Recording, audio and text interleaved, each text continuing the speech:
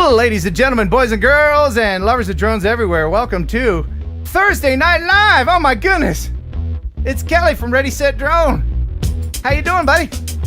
I am fantastic. You know, just like the F word, fantastic. Yes, and that's the most well-known F word too. The best F word. It is. It is. Tonight's show is going to be interesting, to say the least. You've got a big, huge announcement, and we've got a big giveaway that coincides with that announcement. Yes, we do. Our guest tonight is staying up late. He's in a different hemisphere.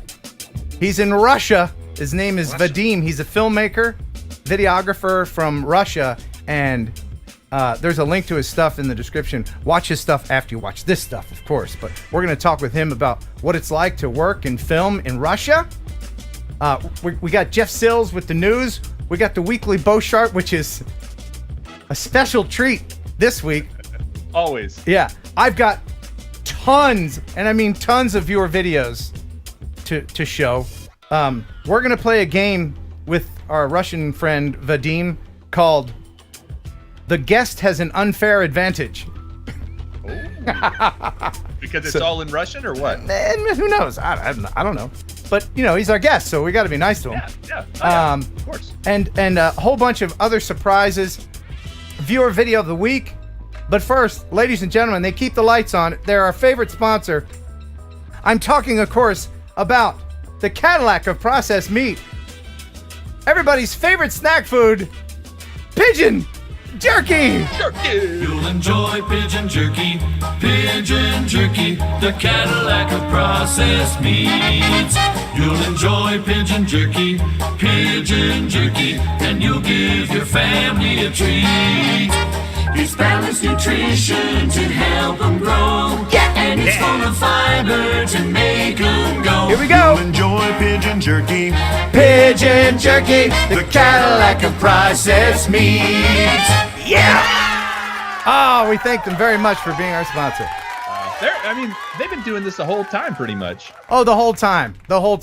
And good on those folks. Those good, fine folks at Pigeon Jerky. Good all-American product. Yeah, are they like a subsidiary of a bigger company? I mean, are they owned by Schwab or something? Actually, they're owned by Autel Robotics, and they have an office in Seattle. But their main their main corporation is in China. No, I'm just kidding. I'm teasing Autel because everybody thinks Autel is an American company when they're not. Like when you get your Apple device and it says designed in California, made in China. Right. It's designed. You can design it anywhere you want, but it's. I will say though that Chinese pigeon tastes better. I've had both. I've had American pigeon and Chinese pigeon. They know how to cook it better. It's the MSG. It really is. It gives me a headache, but well worth it. Hey, I want to thank all the early super chatters. Thank you so much. And we just had a couple more come in. Newfoundland Drones with a Canadian $5. I think that spends like regular money. And Keith from D&D Aerial Views. Interesting. Can't wait.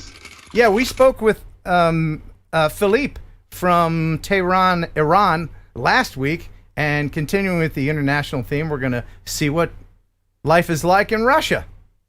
Yeah. Very nice guy named. What do pigeons taste like in Russia? Like, are they saltier? Are they featherier? Well, I'll tell you what. They taste the same, but it's the packaging that's different.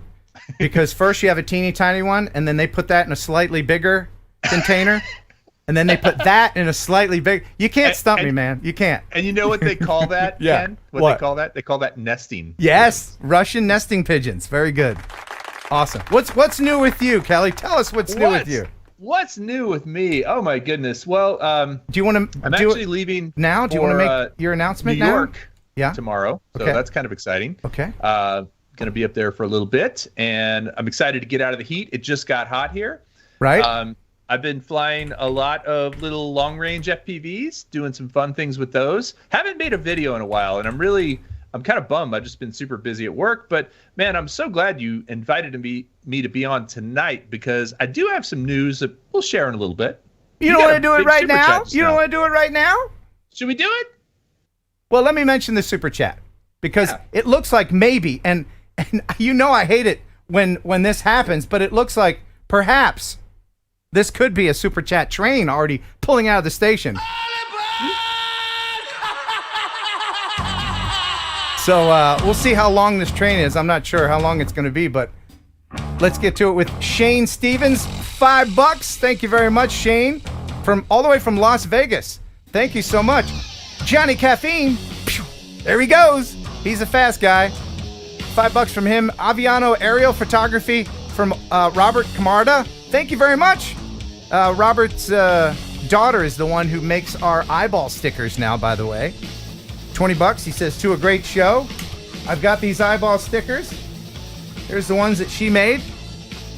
These are available to put on your drone. These will keep the birds away, guaranteed.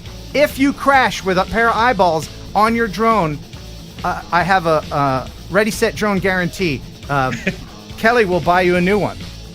And you know, those eyeballs actually don't work with Chinese pigeons. Just for the record, every other type of pigeon. Oh, okay. I didn't know there was a caveat, but thank you very much for letting us know that. And here comes the TNL train. Awesome, Media Mike.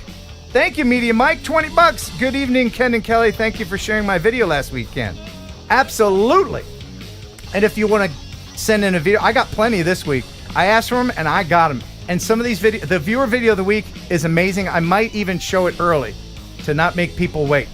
Okay? If you want to send in your video, you can do it right here. Ken Heron Upload at gmail.com. Make sure to include your music source because YouTube gets its panties in a wad if you use regular music.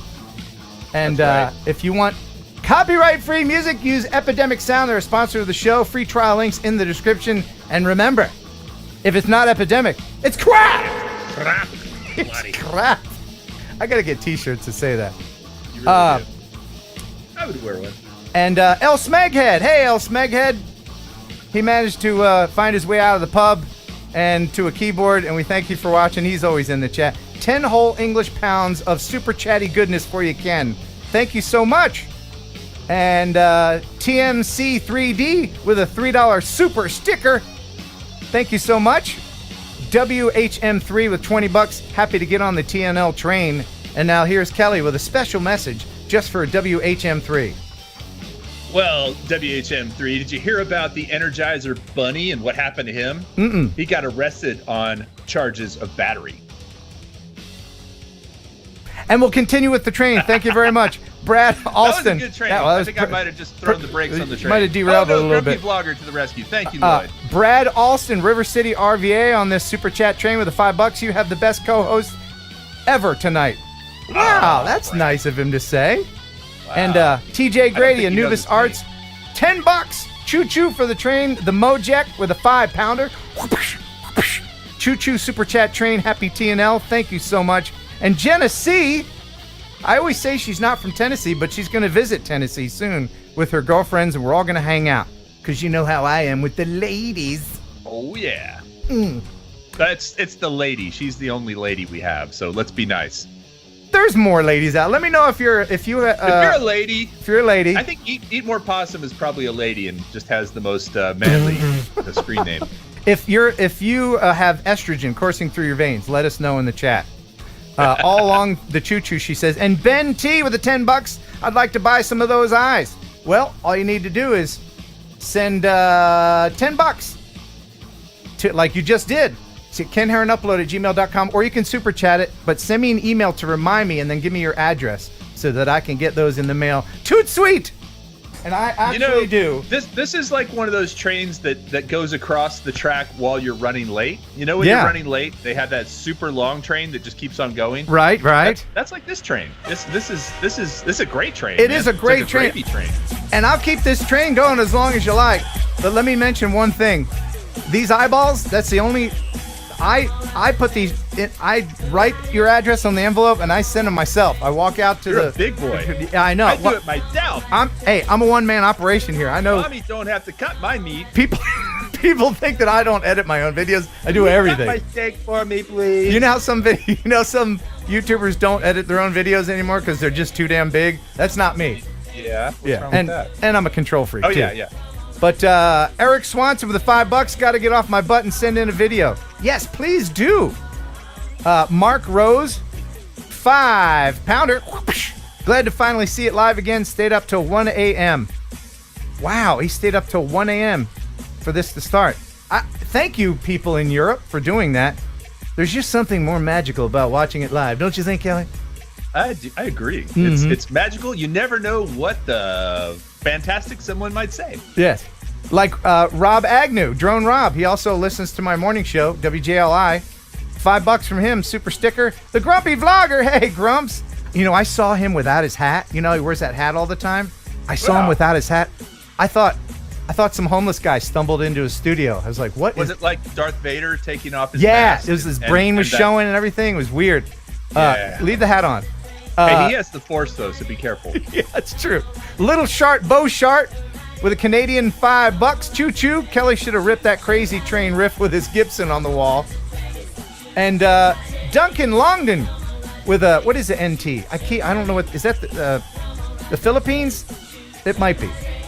200 Philippine somethings. It's New Tunisia. Okay. Can I get my eyeballs from my bicycle helmet? I keep getting attacked by a bird, like every ride. Have a good show. Yes, goodness. Absolutely. Well, yeah. You should tell him to take the seeds out of his pocket. That's the problem. Yeah, what you want to stop wearing nests for hats. That'll slow you down. All right. Gary H with the $5 would love to give more this week, but I'm getting a new motorcycle. I know you understand. Yeah, absolutely. Yes. Congratulations on that. And Joe Blaylock with his 1, 2, 3, 4, $12.34. I already purchased my spin-up ticket. First 50. I don't know what that's about.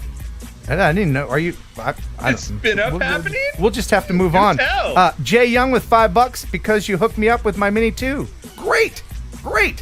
I still fly that thing. I leave the Mini 2 in my car all the time, just in case.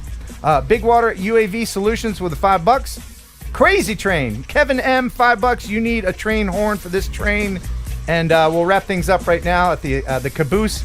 Looks like, oh, okay, you're not going to let me. Okay, that's fine. SC Aerials, Steve Carpenter, $15. Howdy, Ken and Kelly, listening in at work in Southern California. Glad to see Kelly on as your guest and co-host. Yes, and I apologize in advance to our guest in Russia. He's probably watching this wondering, am I ever going to be on? What did I sign up for? Yeah, I know, right? What's going on here? Dynadrone. Break you. Dynadrone. Oh, by the way, I spoke with Vadim.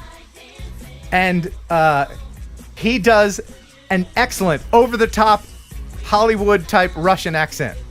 Nice. To hear a Russian guy do a Russian accent, mwah.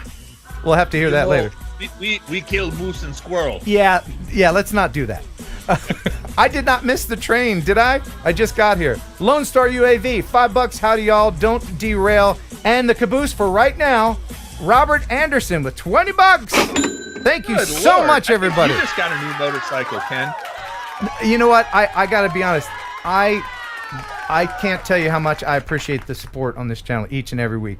It is 2 solid days out of my week to do this. So I've sometimes thought 200 shows is enough, but no, it's, once everything's loaded and I've edited everything and it's loaded and I'm good to go, then I'm fine. It's, then it's just, this is the fun part. Pre-production. That's it. Preparation. That's the word, the professional word. Well, yes. And you guys are awesome for really, this is something everybody can count on weekly. If you've had a bad week, tune in. If you've had a good week, tune in. No matter what, tune in to TNL, and it always lifts your spirits, especially when I'm here. I hope so. I put a lot into it. I don't know how many other streams have done it, no matter what, for 4 years. So, well, I have a suggestion for what you should get tonight with all these super chats. Yeah, I think you should invest in some seatbelts and airbags for your studio. Oh yeah? Because Wirecast always crashes. Oh, don't say that. It's been good for a while. It's been good. Okay. It's been good. It's good. Now, before we get into the news, which is already chock full of news, there's so many stories in there. So much news. We've got to go to our a lead story. Our Canadian friend and see the weekly Beauchart. Enjoy. Hi, Ken. Jim Beauchart back again with another episode of the weekly Beauchart. I'm sorry? What's that? Another message from Ken's fictitious director? A picture has fallen? Oh, there we go. Last week, Ken had an issue with a wasp. I had an issue with that crab. I had nightmares. I don't mind telling you. Little TNL fun fact, Jeff Sill's favorite singer is Gwen Stefani. I couldn't get Gwen, but I did get her sister, Glenda Stefani. Well, Jeff, I understand you don't like the B word. What about the N word? Well, everybody's heard about the news. News, news, news. News is the word. Well, news, news, news. News is the word. Well, everybody's heard about the news. Don't you just love Jeff and the news? News, news, news. News is the word. Isn't she just precious? And now a quick one, because we are running out of time. I'm reading a horror story in Braille. Something bad is about to happen. I can just feel it. On that note, and bye. Lord. Thank you, Toronto. Yeah. Oh, shark. Yeah, that's the weekly Bow Chart, man. That's something. That is something. Yeah. I gotta say, I mean, he must have a team of writers to put that together, because that is comedy gold. That is comedy gold. Have you never seen the weekly Bow Chart? Oh yeah. No, I've seen it many times, but Okay. I've never seen him put on a wig in the weekly Bow Chart. Oh, before. he's getting heavy into special effects. I think he's even contacted Industrial Light and Magic for the next one. But right now, Yeah, it's gonna have a droid. let's get into the news. Stop the music. It's time for news. Let's head into the drone newsosphere. There's a lot of news. Jeff Sills got you covered. What's happening, buddy? Did I just see correctly that I made Beauchart's wall? You did, yeah. How do you feel? Well, I I feel first very grateful and very happy to be up on the wall. Kelly's gonna kill me. Yeah. So just to cover that one. Yeah. You'll run cover for me, correct? You got it, You'll- man. Okay. You got it. Okay. All right. So to warm up the news, recently there have been a lot of sinkholes appearing across the world. Mexico had some that appeared in Santa Maria. These are the world's largest sinkholes. This is out of China in the karst topography. Some of these sinkholes are 1,640 feet in diameter. Wow. And you know, the scale to these sinkholes really can't be described without seeing it from a drone footage. But these things are enormous. There are 94 of these sinkholes scattered across that particular region of China, and this, of course, happens when there's underground streams or rivers that erode the ground underneath, and then the ground just sinks. What's unique about sinkholes, though, is that they usually create a near perfect circle for some reason. It's not something that just drops off and you get like a line going off in the distance. They're always circular, and so a very interesting what they call a hydrogeologic characterization. So, I bet from sinkhole, Batman. I bet from space that looks like the Earth's anus, doesn't it?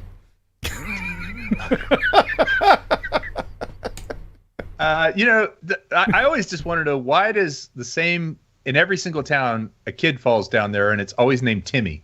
Why is it always Timmy in the well? No, Timmy's fall in the well, not the sinkholes. Oh, that's Timmy- a different thing. yeah, Timmy's- and Lassie that comes and lets you know. Right. Let What me is just- it, girl? Timmy's in the well? Let me just preface this. We have a lot of news to get to. Okay. So- All right. I'm gonna the zip next- it. No, we can news and comment. Just not so much because Vadim, our guest in Russia, I think it's already tomorrow there. So let's endeavor to have him on before he falls asleep once again.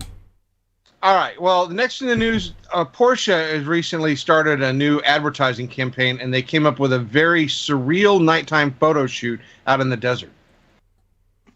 Since our concept was primarily around drone light painting, I wanted to highlight the landscape around. With the help of drone light painting, we could highlight the rocks and formations we had around us. So that's what I really liked about this place. I would expect the audience's reaction to be blown away by it when they see my work, by seeing the size and scale of the shapes we've made. And that's what I find unique about this whole experience. Wow, I haven't done any light painting myself. Have you, Kelly? Have you done any light painting? Yeah, actually, in the backyard, just like setting the exposure. I mean, seriously, and then just running the drone around a little bit just to make kind of swirls and stuff, but not at that kind of level. Yeah, it's really cool, the images they can come up with by doing that. Yep. Yeah, some of the ones where they actually make characterizations or draw pictures just is fabulous stuff. So, all right, so you guys are familiar with the Great Wall of China, and recently it's, I guess, been caught on video that the Chinese are making what they call the Great Green Wall of China. They have a problem with the Gobi Desert blowing in sand and creating these huge giant sandstorms in China. And so they have been working on trying to cover an area that is insane. I mean, we're talking like 4,500 kilometers, 2,800 miles, with a man-made forest that they're planting right now to create a windbreak and stop the Gobi Desert essentially from blowing these huge sandstorms into China. It is a massive undertaking. And I hope we get some more drone footage in the future as they progress and get it more complete. But yeah, I'm glad you had this story because you know what a big erosion fan I am? Huge fan of erosion. Big fan of that. Weren't they that 80s punk band? Erosion? Oh, yeah. I think they were a jazz fusion band. Ladies and gentlemen, for one night only, erosion. I said erosion first, puppet show second. Exploding meat oddity if there's time. All right. Well, plans are to have that finished by 2025, so we've got a little bit of time to get to the end of that. Did they say how they make these trees grow in this? I mean, it looks like a very barren place. It's a desert. They're basically carting in tons and tons of water and trying to use the area to create the forest, and then naturally, hopefully, it will I guess be self-sustaining. Well, I've heard that actually. I have heard that if you put those kind of organic things into it, the leaves will fall off and create it's almost like compost, right? It'll create more dirt, and then it becomes. I mean, what happens in a desert is basically all the nutrients have been blown off the top, and so they have to replant them. So that's pretty cool. Yeah. All right, so. This next one, it comes from a gentleman that came up with a unique way out of Cornwall, England, to propose to his wife. Mm-hmm. Enjoy. You got any more information about that, Jeff? Well, it's Jamie Hoskins planned to propose to his wife, and he had a friend of his pilot the drone in. Without, of course, letting her know that it was going to be there, and they, saw the drone and were, giggling about the fact that the drone was filming them, etc. And then it landed, in which he then walked over and was a sly trip of hand, was able to pull the ring off the drone, and then his friend pulled away to get the establishing shot of them going through the process of having a proposal. Man, you make a wedding proposal sound so clinical. Yes. Step one was to get down on his knee. Very good at Yeah. the whole. The establishing shot. Yeah, but you know what? A better drone pilot could have FPV'd that thing in on a little whoop with the ring on it and just landed it right on her stomach. Boom. Right on her finger. And then she'd been like, "What? There's a stomach ring." Probably couldn't get Mr. Steele to go to Cornwall, England. So That's what it was. Speaking of FPV, Jaguar recently had a very interesting tour of their showroom via FPV. Jaguar. I love these fly-throughs. I'm gonna do one soon at a museum. I'm arranging it right now. But yeah, this is they'll call it Flight at the Museum. There you go. That's why you're co-hosting. This is their Harwood showroom in Brighton, UK. Wow. I love none of these people seem really plussed by the fact that a drone just flew by them. Well, it's a whole big production. I know, you got to say, ignore the attention. Yeah. Ignore the drone. But the sound design really makes it. I love these things. They get real creative with this one. Yeah. Oh, yes. Yeah. Oh, right in. Go in the car. That's what I thought. That's what I thought. Go in there and out the but watch this part. This part's good. Through the window. All right, so for me, integrate Lean back. Uh-huh. Wait, all the steering wheels are on the wrong side. Where are we? It ain't It's America. in the UK. It ain't America. That would screw me up. I'd on the get in wrong there and side. crash into the steering wheel. Wow. Yeah, that's great. That's great. That's good stuff. I got to do one of those. Yeah, that was. You know- That was. What did they say? Anything about how many takes it took or anything like that? Nah, it didn't give me any indication. It was basically just talking about the footage that they got and the location, and it was a promotional thing for that particular dealership that they were doing. So That's awesome. Can we All ever right. can we ever get bored of those? no, I don't think I mean there's a lot more coming out now, but I don't think Yeah. I could ever get bored of that. You just have to put little Easter eggs in there in the sound and in the thing, like little things on the wall that people can notice. So you watch it more than once, and you're like, oh, that's the guy from the Goonies. Right. That dude was picking his nose. I didn't notice that the first time. All right, Jeff. All right, so next we have a world first, and I get to bring it to you here. We have the first attempt for two guys to compete against one another in flying racing cars. Okay. Are they? They He's gotta going be. backwards. They gotta be in stabilized mode, right? I would never fly myself in acro. Would you? Never. No. No. Although Wow. I might do this over water. Wait, is this real? Yeah, this is real. Yes. Wow. I would do this over water though. That looks like a nice soft grassy field that they're over. It doesn't look too bad. I would think the biggest danger would be the other Yahoo running into you. Yeah, You control what you're doing, but Right, and passing would be a problem because rubbing rubbing ain't blades just- racing in this, and they're on the same plane, like they're the same height. yeah. I They wouldn't- should have delivered the wedding ring in that thing. Looks like the Phantom's gonna win. Yeah. you see- Phantom always wins. Well, there is a big push to get urban air sports started and getting eVTOL aircraft being able to compete against one another. This guy is Kix Mendiola. He's Filipino and drone enthusiast. He's the one that created these drones. Drug and drone enthusiast. Yes, I had a typo there. But the green flying car is being flown by Jason Mabanase, who's also an electrical engineer that works with him. That was awesome. That was pretty awesome. Ken, I think if the opportunity arises, you and I should do that. Oh yeah. I think that would be a good. I think that would be like, and then we should crash and die and just go out in a blaze of glory. I mean, Elvis was never more popular than when he died. No. This is my job. No. Excuse me, I have a disclaimer. Kids, don't listen to Uncle Kelly. All right. All right, so DARPA once again has demonstrated for us yet another exciting and sophisticated way to take out drones. Okay. Why?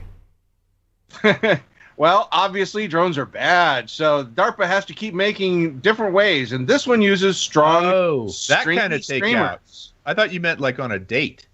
Yeah. Look, This and, one uses- and they missed. They weren't they supposed to net No. that guy? Nope. It fires streamers that get clogged up into the engines. Oh, so it suffers as it goes down. It has to think about what it's done wrong. It's like right before you blast the bad guy. You know what you did to my family. I know what I did to your. Yeah, And- it fires a pattern of these stringy streamers that then get caught on the motors and will eventually cause them to fail. It's designed specifically to go after small drones, so little ones like the Phantoms and Mavics, etc. And it's, Wait, play that again. Back that Yeah. up. And by the way, Let's see that you can little- hear the train. You can hear the train passing my house. No, There you that's go. just the super chat train. But, okay, slow down. Right. Oh, Right there. wow. That's the problem. Right there. So rude. Yeah. So Wow. rude. But you know the what? novelty, DARPA. Yeah, the novelty of this system is that the drone system that they're using there uses an X-band radar, which is, I guess, one of the first implementations of this to be able to automatically sense and identify the target in advance and be able to fly to it autonomously. So I believe, Jeff, that would be a force multiplier. Actually, somebody said, I just missed it here. Duncan Longdon said it's a giant party popper, but more like a party pooper. The party popper is that's gonna sit with me for the rest of the night. Mm-hmm. All right, so out of Iran, Iran has decided that Benjamin Briere, who was recently caught taking photographs near the Iran-Turkmenistan border, is going to be prosecuted for espionage. This happened back in 2020, and I guess the thing has been going through the courts. It is a crime that can be punished by death. What did he do exactly? He was taking photographs near the border, and it just, I guess, Iran claims that in that particular area, that there was, I guess, military or things that they didn't want photographed. And so they have said that what he did, the filming that he did, was considered espionage. Well, we learned last week from Philippe that they're very, very strict about that. So, if they're going to threaten him with death. Was he taking photos with a drone? Yeah, he was taking photos with a drone in 2020, and so they basically arrested him and have tried him for this. Now, obviously, with they'll start opening dialogue with the French, and the French will then, I guess, work to try to prevent him from being killed by the Iranians. Usually, a lot of these things happen in it to be like a diplomatic bargaining chip. So we'll wait and see what happens, but yeah, that would be the first story that I can think of somebody actually being put to death for being caught flying a drone. He's actually being put to death for not doing enough research. Okay. Because, even I know that you shouldn't do that. But speaking of boneheads. Bonehead of the week. Oh my goodness, something that happened right here in Tennessee. Jeff, tell us about this freaking idiot. All right, so a drone video out of the Great Tennessee Air Show in 2021. This is brought to us. TJ Grady was kind enough to find this for me. This gentleman decided it would be a fantastic idea to fly his drone at an air show. Yes. And look what he put. All FAA and airport permissions, waivers, and blah, blah, blah. Bull pucky! You cannot... look. What I imagine happened was maybe he did get all those permissions, but then on the day of, a TFR is put into place. And this guy clearly doesn't know what TFRs are. This is a completely illegal fight, and I hope they prosecute him to the full extent of the law. Yeah. The FBI and the FAA are investigating this, or at least the FAA I know is investigating this right now, and we will see what comes out of that. Because the area was under a TFR. Yeah. Idiot. I hope... God, look at this. He's almost at the same height, in their flight path almost. Yeah. And that's our bonehead of the week. Bonehead of the week. And let me just say one more thing. It's the newbies that do this kind of thing. And, there's nothing wrong with being a newbie, but the information is available to you out there. So please, now is not the time to get us all in trouble, because that's what this guy's doing. He's making the rest of us look bad. Yeah, and he's very fortunate. Nothing happened. No collisions happened or anything like that. Because then it is just terrible. It's just one more reason for people to dislike this hobby. Exactly, and there's really no reason to be in the air to film an airplane. You hear, oh, there's an air show. I'm going to get my drone. But it's the same footage you're going to get from the ground. Just like people like, hey, man, look at that full moon. I'm going to fly my drone. You're not going to get a better shot of the moon by going 100, 200 feet in the air. You're just not. Well, you're closer, technically. Yeah, you are closer. Instead of that size, it's going to be that size. Right. Okay. Anyway, Jeff, please continue. I think we All can. right. So there was last in the news. no, we no, no, have, no, no, no, no, no, no, no, no. We're skipping the first unmanned aircraft to refuel another aircraft. Now that's something really, really cool that we need to talk about. Yeah, check this out. Tell us about this one, Jeff. All right. So Boeing recently had a demonstration of their new MQ25 program. This is the refueling version of their drone, and this is the first time that the MQ25 T-Ray Stingray drone actually refueled a human-piloted aircraft. So Isn't that cool? Drone is refueling a human-piloted aircraft, and the Navy is going to be using these to be able to launch them out and refuel aircraft far easier than they can with some of the existing systems available to them. And obviously, because the drone assets can stay up and loiter, that is really cool. A flying gas station.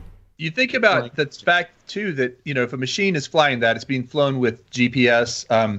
Is it flying autonomously, or is there a remote pilot? I wonder. Like, is there someone actually at a joystick flying it remotely?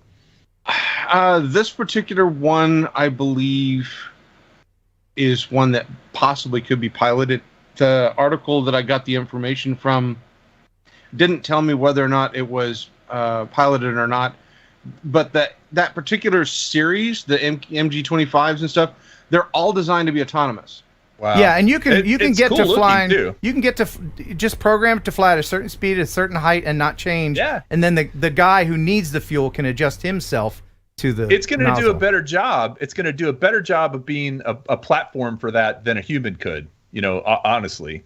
Yeah, but think about this. That is designed to fly off of carriers, which means that drone, and they've already demonstrated it, that drone can land on a moving carrier. The thing about refueling in midair, on a regular manned refueling aircraft, there is a pilot that flies the hose.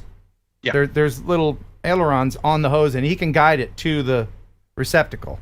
So I don't know if there's technology that marries those up, but it is really cool. Magnets. Yeah. It's all done with Now, magnets. I believe if we go, we're going to do the Hubson story next.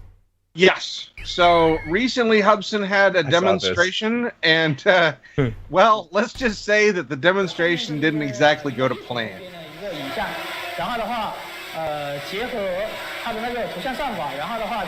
Well, you see the drone on the bottom. Watch the dude in the glasses. He gets the saddest look of any person I've ever seen.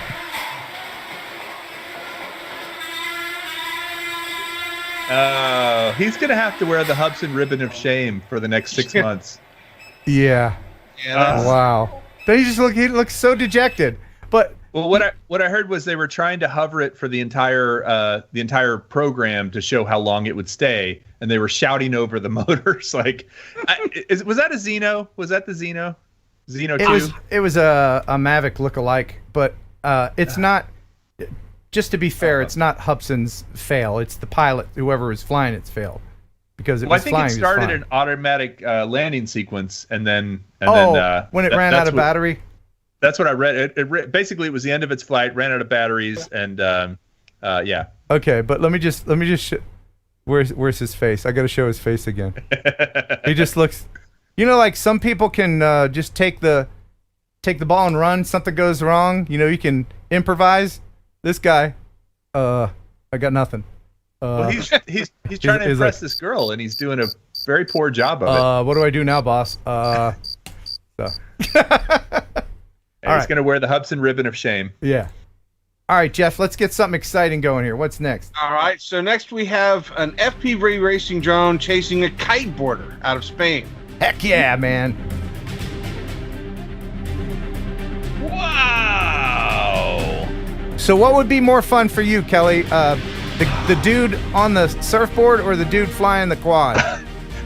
Well, first of all, if it was me on the surfboard, I'd still be laying in the water because I'm probably weigh about 100 pounds more than that guy. Yeah. And second of all, the quad. I'd want to fly the quad. Yeah, I'd want to fly the quad too, only because I would still be recovering from a broken hip or a dislocated shoulder or something. Yeah, that old man stuff. Yeah. Because I'm old and brittle. Look at that, though. I love how he gets on the sand, like takes off from the sand. Oh, what a dismount! And look at this. Boom. That's how you do it. That is Dude. awesome. Yeah, respect. Yeah. Yeah. I do have one other question for you guys, because I don't know if you saw it. I did try to chase my buddy out at Reveille Peak Ranch on a mountain bike and had fun doing it. But as soon as he went behind trees, I lost signal. Like, it was even with the digital FPV system. And I'm wondering, the guy who did the fly through, all these fly throughs in these big buildings where you're going behind walls and through cars. I'm wondering if my antenna system is just all jacked up, or if they are using something different to keep a clear signal. I know. What's the answer? I know the secret. What's the secret? The secret is move the pilot with the quad. A lot of these places, and this is what I'm going to do in the museum. I'm going to be in a wheeled chair, like an office chair, and then I'll have a chair pilot. You have somebody pushing you? Yeah, I have a chair pilot moving me with it to that next area, and then moving me to the next area, and that's how I'm going to do it. But a lot of people have these extra, like, repeater type digital booster systems that You've got a wheelchair. I don't want to buy one, so I would use an office chair. I think that'd be more fun anyway. Dude, you are going to do a BTS for that, right? Behind the scenes? Oh, I thought you meant the Korean pop band BTS. You're going to do it behind the scenes on that, right? Yes, of course. Okay. Yeah. Dude, I would love to be the one pushing you in that chair. I will tell you this too. I know we're on a bit of a tangent, but I tried to follow the back of a pickup truck. I was sitting in the pickup truck. I had an FPV quad. We were driving on a bumpy road, and I was trying to follow us. And that jostling of moving while you're trying to fly, have you ever done that? It's actually, you should practice, because it messes with you. It does not mess with me. I'm telling you, I can fly in Really? I can do it. I've followed the same drift car I was in the passenger seat in. Oh, I saw that. So being like shaking around didn't For mess you some up. reason, I can disconnect what I'm seeing from what my body's telling me. I don't know if it's a superpower, but I'm telling you, I'm good at it. And you know those things. I know that the new. I apologize to Vadim in Russia. The news is going to be 3 hours long, but you know those things that they test astronauts with that can put you on any axis. Yeah. You know those. Put me in one of them, and I can still fly. I've got a friend at NASA. We're Do gonna you? do this. I want to do it. Yeah. I want to do it. In one of those. Yeah. I'll do it. All right, Jeff. Now back to the news. Sorry, Jeff. All right. So next in the news, we have a New York startup, Kellicona, that plans to introduce or produce an electric vertical takeoff and landing vehicle capable of transporting 40 people or 10,000 pounds of cargo, operating out of the New York area. Yeah, and this is going to definitely happen. This is going to happen. This is, in fact, this is real footage. This is not computer generated. I love these dreamers. I mean, you got to dream, right? Yeah. You know I'm a dreamer. Yeah. This is probably the first and last time you'll ever see this. This won't happen. Today. It just won't happen. It's just not gonna. I'm on my way. At least not in my or what would be my great-grandchildren's lifetime. Well, Kellicona's claim to fame for this is that they have come up with a design for a modular pack of connected battery cells, similar to the batteries you see in the Model S and Model 3 Teslas. Mm-hmm. And they are working right now to be able to power a drone that can carry 4 people, and another one they plan on 2024 that would be able to carry 6 people. So they're staging it, but this was their ultimate vision, is to have something that would fly like that. Here's what's going to happen, okay? Oh my God. People always ask me, why don't you think this is ever going to happen? Okay. Liability laws, okay? First of all, we're only going to have delivery drones citywide. We're never going to see big, huge distribution centers in a city going out delivering the tube socks to, podunk, whatever. Hey, man, here come the tube socks. It's just not going to happen. There's too many rednecks going to shoot the thing down. There's too many people that could get hurt when it lands on the roof of your lawn. It's just not going to happen. The only time we're ever going to see passenger drones is after 300 or 400 years after we've been delivering the tube socks successfully.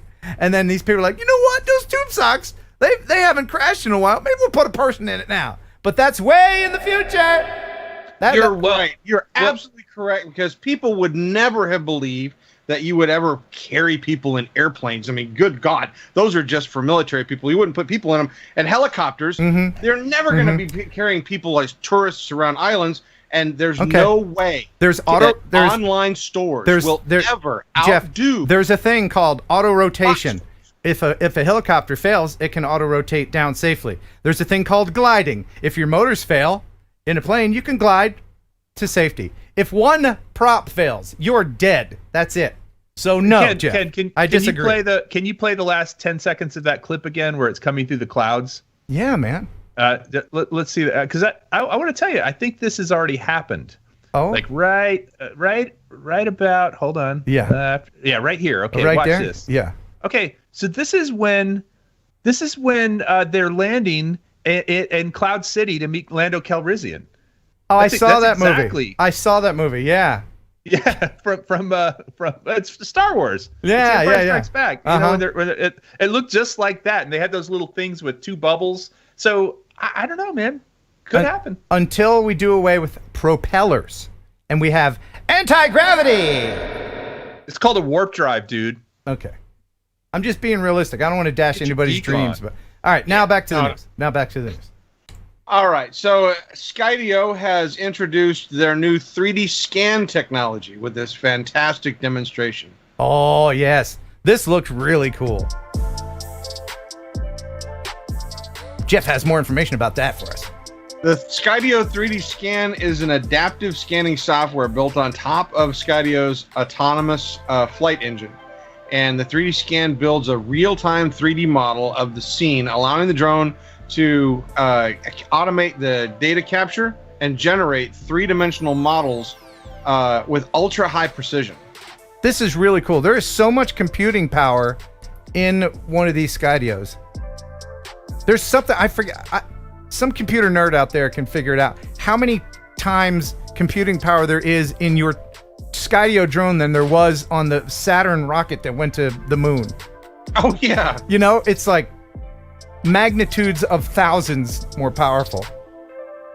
The Skydio is still, from the autonomous standpoint, one of the most advanced drones available.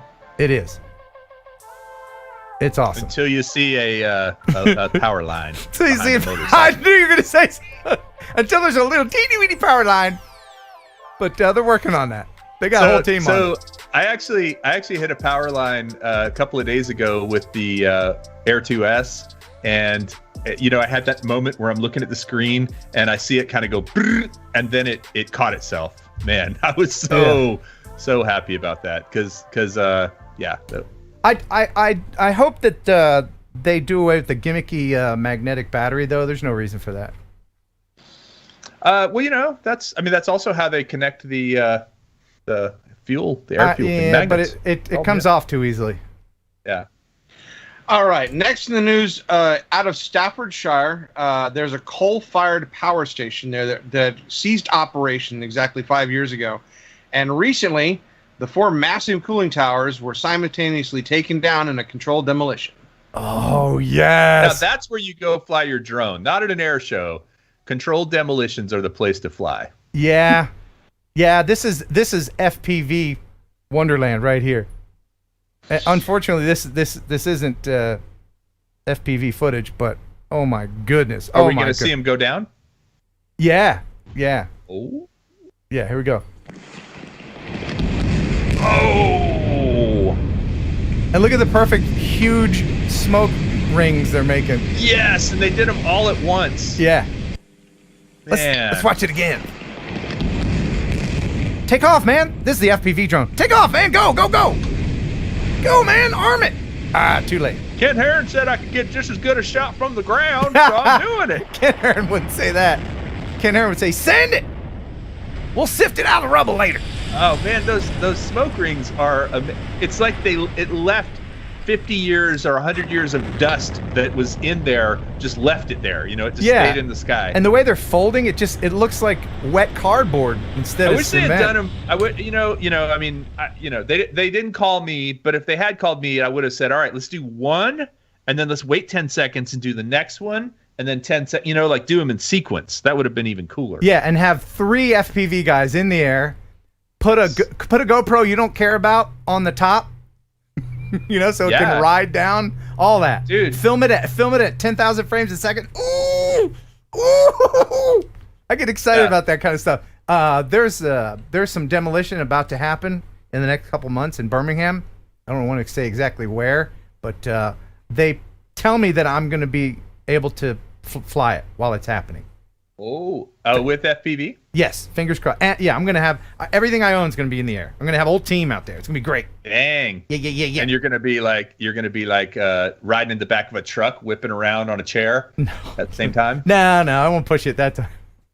But we'll see. Anyway, so this 3-hour long news is still going.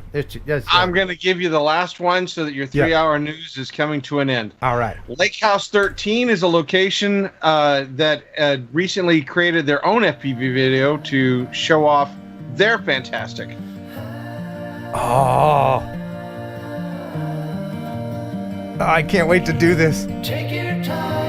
So they originally were playing cards and they had to switch to dominoes because of the props.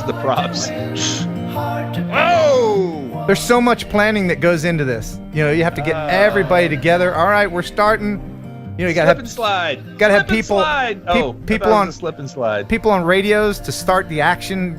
When the drone's coming, because. Yeah. Let's just watch and enjoy. In your eyes, no disguise. One day, I look out for you to soothe away the blues in your eyes.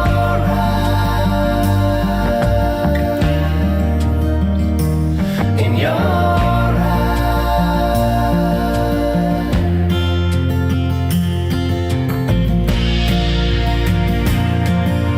By the way, this music is Epidemic Sound. Looking out from my window, city lights and a still glowing blue.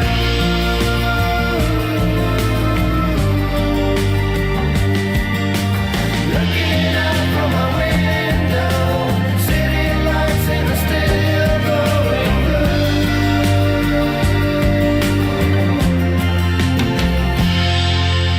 Take your time, fall in line someday. It's hard to win, hard to pin. Under the bow. Oh, man.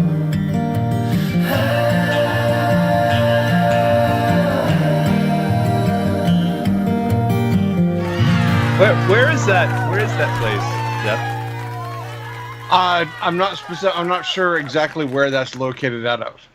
That was pretty awesome, though. That was and awesome. again, the distance, right? I mean, I guess a lot of it was open space, but that guy must have been strategically placed like right in the middle to be able to do through the house and again. It never ceases to amaze me how far and how long these flights go. There is a group of enthusiasts that watch these FPV videos, and they specifically look to try to find where the pilot is, and they'll go through them frame by frame to try to figure out where the guy's sitting. Yeah. You can, and I think there's a device, kind of like a parabolic microphone, the dish, where a second guy, an assistant, can be pointing it at the drone as it's going to lock signal, something like that. I'd like that. Just very quickly, Akarasho asked, is Ken going to sacrifice the DJI FPV? And I'll just admit this. I had that sold. I had it sold to a friend of mine. He was very excited. He was like, man, I can't wait. I was like, yeah, you get the case, you get the battery, you get the goggles and everything. I'll even throw in some filters and bibbity bop. Sold, just give me your address and I'll send it. Well, then he texts me a little while later, goes, I just saw your review for the first time. And I was like, ha, ha. It's like rain on a sunny day. Shot myself right in the foot with that one. Yeah, little poetic justice. The one that starts out, this drone is a POS. Well, I still feel that way, but so I'm trying to unload it on someone. I mean, I'm trying to get it sold. So if there's anybody that wants to buy a DJI FPV, slightly used, some poor schmuck will buy it. Some poor schmuck who's never seen my review will buy it. And if that's you, if you're that poor schmuck, you want to buy it, kenheronupload@gmail.com. Jeff, thank you so much for all of the wonderful news. You are most welcome, sir. All right, now. Thanks for stopping by. Now get out. All right. Woo, man, that was a long news. And I apologize to our guest, Vadim from Russia. We're going to talk to him in a minute. But now here is Kelly with the first awesome joke of the night. Well, I don't know. Did you hear that Tom Hanks' Facebook account got hacked? No. Yeah, apparently his password was OneForest1. Dude, that's so bad. Alexa, tell me a joke. What has two wings, a tail, and breathes fire? What? A chicken with heartburn. I think you think beat mine her. was better. I think yours was better. Yeah. Let me know in the chat who won that one. Thank you, Alexa, for going low on that one. She did go low. I appreciate that. All right. So we're going to talk with Vadim here in just a minute. Vadim. Yes. But I've got tons of your videos, so we got to get a couple of those out of the way. All right? Okay. Let's do it. So do you want to see, and I'll leave this up to you, Kelly, do you want to see or do you want to make your announcement? Let's do that. Let's do that. All right.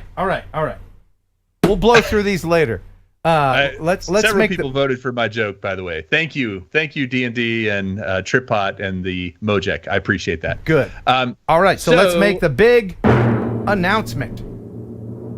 Oh, what? Spin Up is happening again? Yeah! Spin Up is happening 2021. When's it going to happen? Where's it going to be? How much are tickets? In person. What's going and on? On the interwebs, it will be November 6th. That is a Saturday in Austin, Texas. We have booked a venue. We have several speakers already. We have sponsors already. We're going to be doing giveaways. And Ken, you've been to a few of these. How much stuff do we give away? Oh, you give away so much stuff. There's so many sponsors and so much stuff. There's. I was going to tell you, man. You probably give away too much stuff. Oh, is that well? Okay. Too much. Is there such a thing? I'd love to hear that in the chat. Is there such a thing as giving away too much stuff? So here's the thing, though. I am going to let everybody know that one of the things that challenges me in the past, because this is my 4th year to do it, is not knowing what the total number of ticket sales are going to be, or at least have an estimate of it. And I think this year there is a lot of pent up demand. People having been under COVID, under lockdown, staying at home, whatever. We want to get together, right? I mean, there's so many folks I'm seeing right here in the chat that I have met, but then there's others I haven't met. And so I want to meet these people. And so coming to Spin Up is the best opportunity. I mean, Ken, honestly, you remember meeting all the great people that first year, the second year. I mean, what do you think?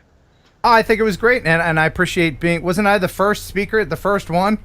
You were the first. You were the first speaker and you had that parody that fly in my drone. Yeah, I won't do that again. No, I won't do that again. I promise. But there was a confetti rule that was put into place thanks to me. Yeah. So I'll have to. I mean, I should have sent you some pictures, but there's some awesome pictures of confetti cannons going off at the Dell Diamond, and they were not happy. The venue was not happy with me, but the pictures were really on point. I mean, we had all the speakers there. We had Billy Kyle, we had Chris Rollins, we had Aldrin from Flight Path, we had you, me. So is this new place confetti friendly? No. And I'm going to make a reference. I'm going to make a reference that only people over 50 will get. Okay? I am the Rip Taylor of Spin Up. Ooh! Now, see, kids, you're going to have to Google that. But you remember that guy? Rip Taylor. Yeah. I do remember Rip Taylor, yes. But you had to sign something, an agreement saying no Ken Heron. Was it Rip Taylor or Rip Torn? Rip Taylor. Wasn't there a guy named Rip Torn as well? There's a Rip Torn. Anyway, tickets are on sale. It is dronespinup.com. So dronespinup.com. If you want to come, here's what I'm doing is I am and before you get bent around the axle about the price, it costs money to do this. We have to rent the venue, it's a couple $1,000. Food is a couple $1,000. Insurance. There's a lot of costs that go into this, and so I'm trying to at least break even this year. But if you buy your ticket early, the ticket price actually is going up as we go. So there's a first set of tickets that are for sale. And then the second set of tickets will be slightly more expensive, and the third set of tickets will be slightly more expensive than that. So if you want to get the best deal, buy your ticket early. And that also helps me out because I know what the count's going to be. I know how many people are showing up. Right now, I don't have anybody listed as speakers, but I promise you the speakers will be fantastic. We've always had excellent speakers. We will have Ken Heron will be there if you want to meet him in person. I'm going to be there if you want to meet me in person. A lot of YouTubers are going to be there, as well as people from the FPV community, possibly the DRL, from industry, industrial drone folks. So, but get your tickets early because then he'll know how many gold bricks to put in the gift basket. You're giving away the gold bricks again this year? The gold bricks. Well, actually, I was going to do Bitcoin, but okay, all right. That old Elon Musk ruined that. And by the way, this is Rip Taylor.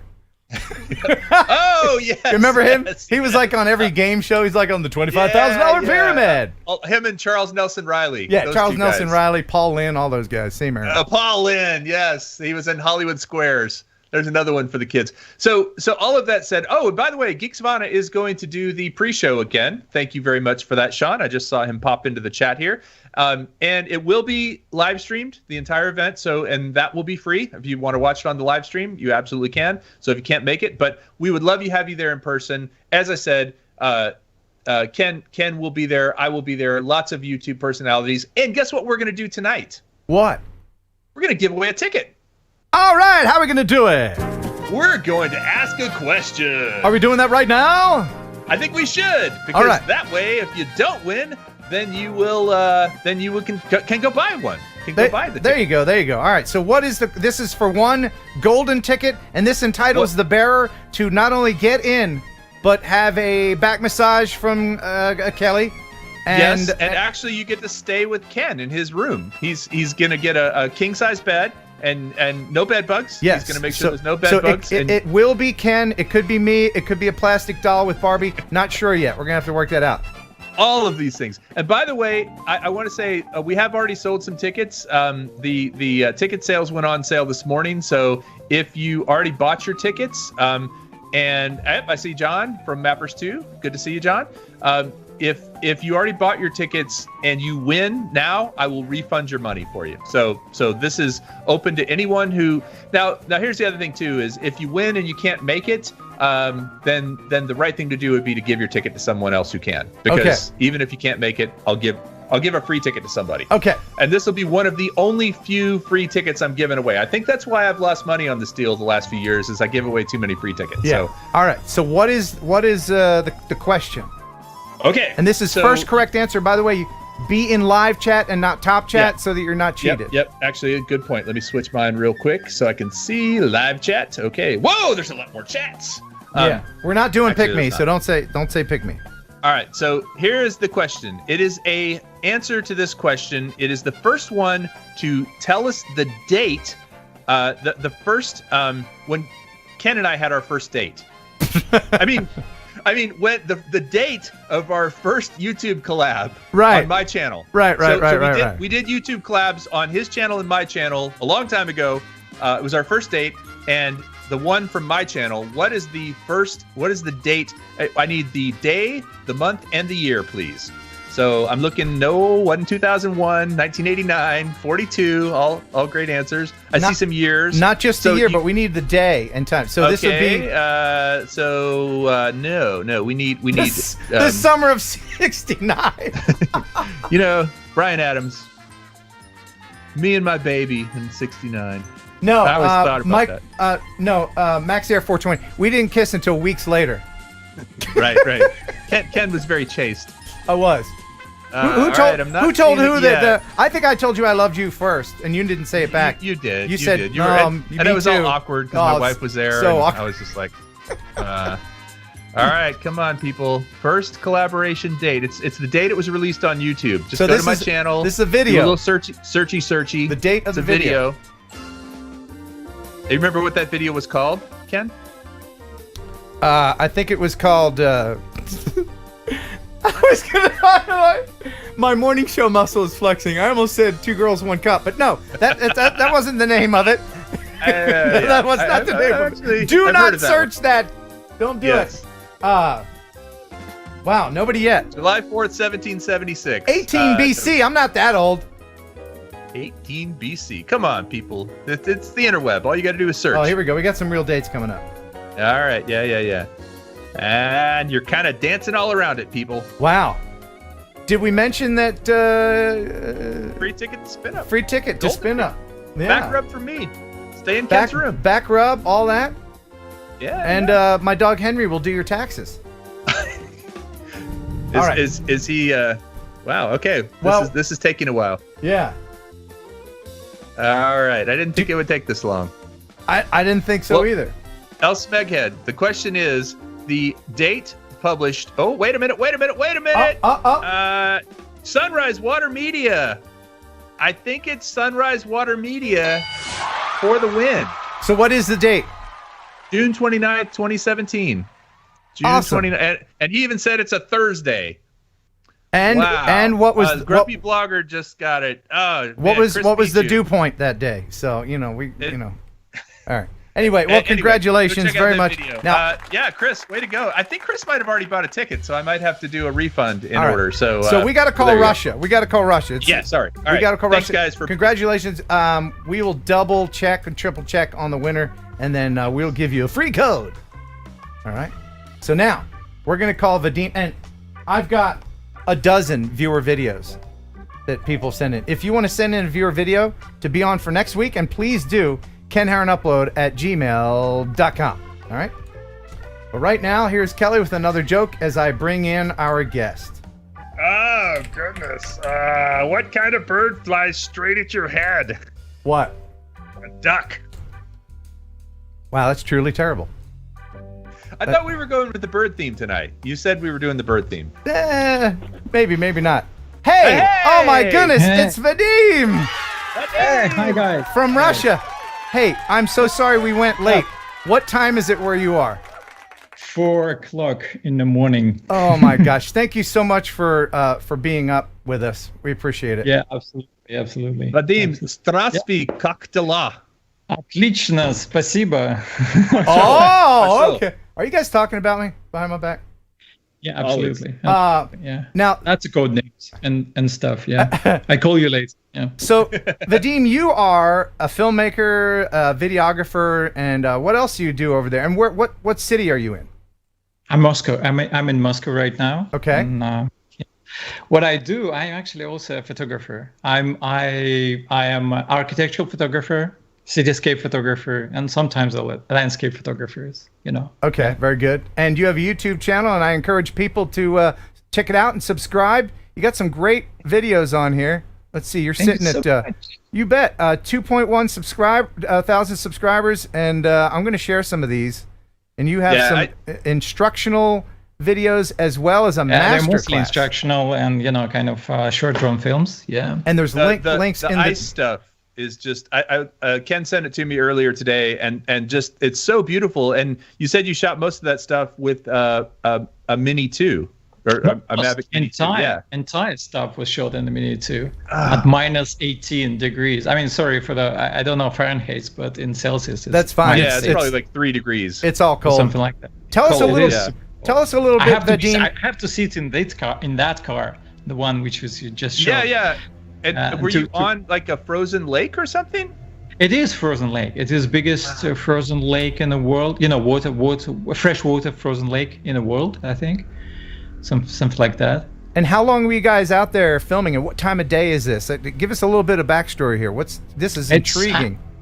It's actually we filmed for 5 days. I think it's not whole thing. It's just like a 2 minutes cut of that. Mm-hmm. But we have we've been there for 5 days, so we filmed for 5 days. So you guys are camping out on the ice? Yeah, no, No? not like that. Oh. We're actually living in a nice kind of flat or something, or house. Right. It's just very near to the lake. It's actually very, very touristy area. And I try to portray it as a like a total empty area and stuff like that. But it's very, very touristy. It's one of the most tourist attraction in the wintertime in Russia, actually. Wow. On those shots where you're Chinese- going backwards, were you flying backwards or were you flying forward and you reversed the shot? I can't remember. Which one are you talking about? Through the icicles when you were coming through all those icicles. Yeah, I fly back I fly backward. Yeah. Wow. Okay. Yeah, And do you FPV as well? No, I don't like FPVs. Sorry, guys. No. Hey, that's all right. That's all right. So, No, what kind of drones do you use mostly? through all the years, I probably use all the commercial, like prosumer drones from DJI, from Phantom. I started from Phantom 3. I didn't use the Phantom 2 and Phantom 1 if it was like that before. I started from Phantom 3 and all of the drones up till the latest one, except FPV. That's not my thing. I don't know. And you it's okay to say that you have a relationship with DJI, right? Yeah, I do. I work with them on a contract base. Yeah, I do shoot film for them. Actually, those film are shoot for them, and they should release it sometime soon. I hope. Okay. Yeah. And we can say that sometimes you get the new technology, and we can't say what exactly. Yeah, I do have sometimes. It's actually it's not as often as I would like to, because we have different. Actually, they have a difficult to deliver drones to Russia because of the not commercial carriers like DHL, UPS, TNT, FedEx. They're not delivering to persons in Russia, so they have to use a different system. So it's not often as I like. As for example, if American blogger, YouTuber, or pilot will have a relationship with the DJI, they will probably send it much more, easy, much more quicker, and then they have those stuff, Yeah. What is the governing agency like the FAA? Who polices your skies over there? We don't have like that. We don't have anything like FAA. We have something like aviation ministry, which you have to apply for, get the registration, and have to get the permission to fly, as well as several others, like military stuff, like what's it called? Security, like national security stuff. There's a bunch of, bureaucratic and, like governmental authorities which you have to apply for to get the, I won't say visa, but to get permission to fly. But we don't have the thing like you called FAA. Okay, so you can't apply for something and then blanketly be able to fly in places. You have to per job get permission. Yeah, absolutely, per flight. Is that for hobbyists as well, or just for professional? Or do they make that distinction for anybody that has a drone? For everyone. If you want to fly a drone, you have to apply to fly it, no matter where. Wow, and even on private property. Even on the private property, even on if you own like Mini 2 or Mini 1, which is below 250 grams, you have to apply for a flight permission outside of I'm sorry, in the cities, in the cities, but outside of the cities is a recent law passed that we can fly outside of the cities, but with any drone or it has to be under 250 grams. Any drone outside of the city in a specific areas, you can fly any drone below 50 kilograms. 30. Is it 30, 50? But I never see the drone, like weight so much. Yeah, that would be very big. Yeah, it is very big. But technically, in the cities like Moscow, St. Petersburg, or any other bigger city or smaller city, you can't fly any drone, even Mini 2, with like legally. You can't fly legally. So yeah. Can you fly at night over people, over cars, all that kind of thing, near buildings? No. And you can't do that. The rules are quite similar to anywhere in the world. So you can't fly over people, a crowd of the people. You can't fly near the airports or military bases or nuclear powers or any kind of stuff like that, or over the cars and stuff like that. But those are very similar, but we don't have those regulational authorities which are actually do, you can apply and get the permission and fly anywhere. So, Yeah, by the that's way, great. if there's anybody in the chat that has a question for Vadim or about what it's like to live, work, and fly in Russia, now's your chance. Go ahead. And Kelly, if you'll keep your eye on the chat, see any good questions what that part you want of to mention. Russia does Vadim live? I see UL DSP. I'm living in central Russia. I live in Moscow, which is capital of Russia. What places in Russia that's illegal to fly would you fly if it were legal? Like what places you wish you could fly? Any places inside the city, any city. I mean, the Moscow and St. Petersburg, one of my favorite. But you see, the problem is that the technology. You probably know that, but there is a technology called GPS jammers, the remote control jammers and stuff like that. I don't know if there is a particular name for that, but we call it GPS jammers. Yeah. The technology is so progress over the time, and you can buy it very, very cheap. So many people, commercial organization or individual people are buying those stuff and put them anywhere, over the houses or over the organization, structures or buildings. And it's ruin everything. Even if you apply for and get permission to fly, and you actually have every paper, every bureaucratic procedure and stuff like that, and you're trying to fly, you can lose your drone. Your drone can fall out of the sky or lose connection and go away and fly away, something like that, because of that GPS jammers. And they don't regulate them because I've seen those things. They're the little boxes and they have the exactly. Anybody can get one of those. And the reason why the FCC outlaw them here in this country is because they also block cell phone signals, which negates people's ability to call 911.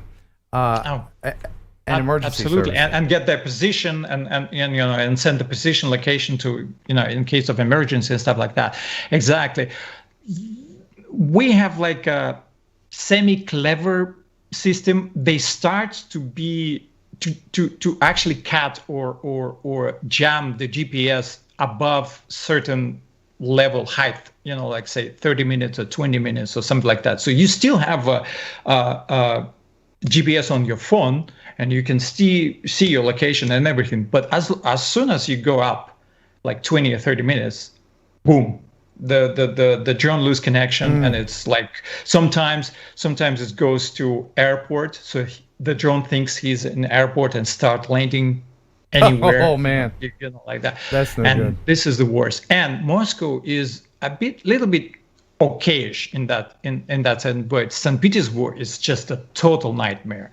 There's like a cemetery for drone. We call them a cemetery for drone because there's like so many people losing their drones and there's crashes and I don't know if there is anyone that's flying those days in St. Petersburg. See, that's the reason to fly FPV is you don't have to worry about the GPS. You're just flying. Yeah. Absolutely. Yeah, but absolutely. these blockers not only block Wi-Fi and cell phone signals and GPS, but they also come really close to some of the frequencies. Video transmission. Yeah, it's going to mess it up.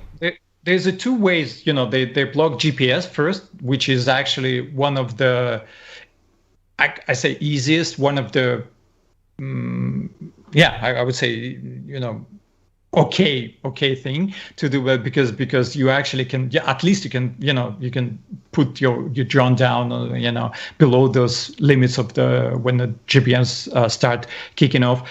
And then but there is also remote blockers as well. I mean, the remote control, signal blocking. You lose your transmission. That's worse because you can see your drone just in front of you, but you can't see anything. You can't. And there's do no anything way with to that. predict where that stuff is. That's Absolutely. That's terrible. Let me go ahead and play another one of your beautiful videos here, and you can talk about what we're seeing while we're watching it here. This is Sand in the City, one that's called Sand in the City. Yeah. So where in the world is this, and what is this for? Can you guess where it is in the next few seconds? I don't know, Dubai. After this, is it because that could be anywhere. That could be Sahara. That could be any desert. But after that, you probably can guess where it is. After that, is this the Mini 2? No, it's Phantom 3 Okay. Pro. Yeah, it's an old, very very old video. I think one of the first. But the Phantom 3, man, that's a very capable. You know, Light Bridge Absolutely. was so great. What a great upgrade from the 2, like night and day. I didn't have that 2, but I still believe that 3 is absolutely fantastic one. Well, the Phantom 2 didn't really have a video transmission. No. The Phantom 2 had a gimbal. That was its big thing over the Phantom 1. Absolutely. But unfortunately, I didn't. It's before my time. We have a few questions in the chat. Somebody wants to know if it's legal to do metal detecting. Dubai, Are you by the way. Where people Metal go out and they use these metal detectors to pick up things in the sand and on the ground. I don't know why that's a question, but to be honest, I don't know. all right. Somebody else wants to know: can you get a permit the same day, or do you have to get the permit in advance? No, it's like up to 3 months or something. And then once you get it, can you have it for a period of time? Meaning, is it just for one day, or is it for you could fly for 2 weeks on one permit? I believe it's for a period of time. I never done that before, myself for personally for me. I shoot for a client, and the client do this kind of stuff, and sometimes they have like a 1 or 2 days before. For example, if I apply for 16th of August and it's rainy all day, what can I do? So it's actually for a period of a short. So it's a period of time. Yeah. So somebody wants to know if you've ever flown at Chernobyl. No, never. I never been there. I never flown. I've heard actually that it's pretty cool because people are gone mostly, and so animals and nature is taken back over. Would you fly at Chernobyl? Would you go there? Me? No, Vadim. Would you? Would I? To be honest, no. It's kind of creepy. Yeah. It's like, I don't know. It's creeped me out, to be honest. Have you ever seen this TV show called Chernobyl? Yeah. Oh, yeah. One of the best TV show, in the recent. Pretty accurate. Years, they say it's pretty accurate as far as the show goes. It is pretty accurate. Believe me, the person who done the, what's it called in English? All the set dressing is absolutely spot on. I mean, it's just like somebody from Russia done that, but I know that it's not the Russian guy. But anyway, it's absolutely fantastic. But it's so creepy. It's so creepy there. I know many people go there and they like this, and the vibe. For me, it's just a little bit too creepy. Yeah, but the creep factor aside, it's still a lot of radiation there. It is. Yeah. I actually have to be with a Geiger counter. A meter. Yeah. Geiger counter. Yeah. At all time. So. How old were you when that happened? Was it 1998? I think it was. It was 80s, wasn't it? 80s. I think it's. Alexa. It was Alexa. Yeah. What? Oh, she's starting to talk to me already. Alexa, when did the Chernobyl accident happen? The Chernobyl nuclear accident occurred on April 26, 1986. Okay. 86. Yeah, I born in 75, so it was 11. No? I was 20. But I can't remember really, honestly. I mean, that affected... It was a tragedy. It is absolutely tragic. Were you affected directly? It was in a different country, though. Yeah. I mean, no, it was in USSR, which is, bigger country, but now it's in Ukraine. But still, it's, I don't know, it's creeped me out. I was, do you remember 3 Mile Island, Pennsylvania? Kelly, do you remember that? Oh yeah. I was another nuclear meltdown. I was about within 100 miles of that when that happened. So, really? Yeah, I'm probably sterile from that, which is a good thing probably for the world. You have tail or something? I got a little prehensile tail growing back there. It's no big deal. Okay. Now, if you get to stay in Ken's room, you'll see it. Yeah, I swing from the trees. It's so easy. Now, we're gonna play a game with you in a minute for fun and prizes called "The Guest Has an Unfair Advantage."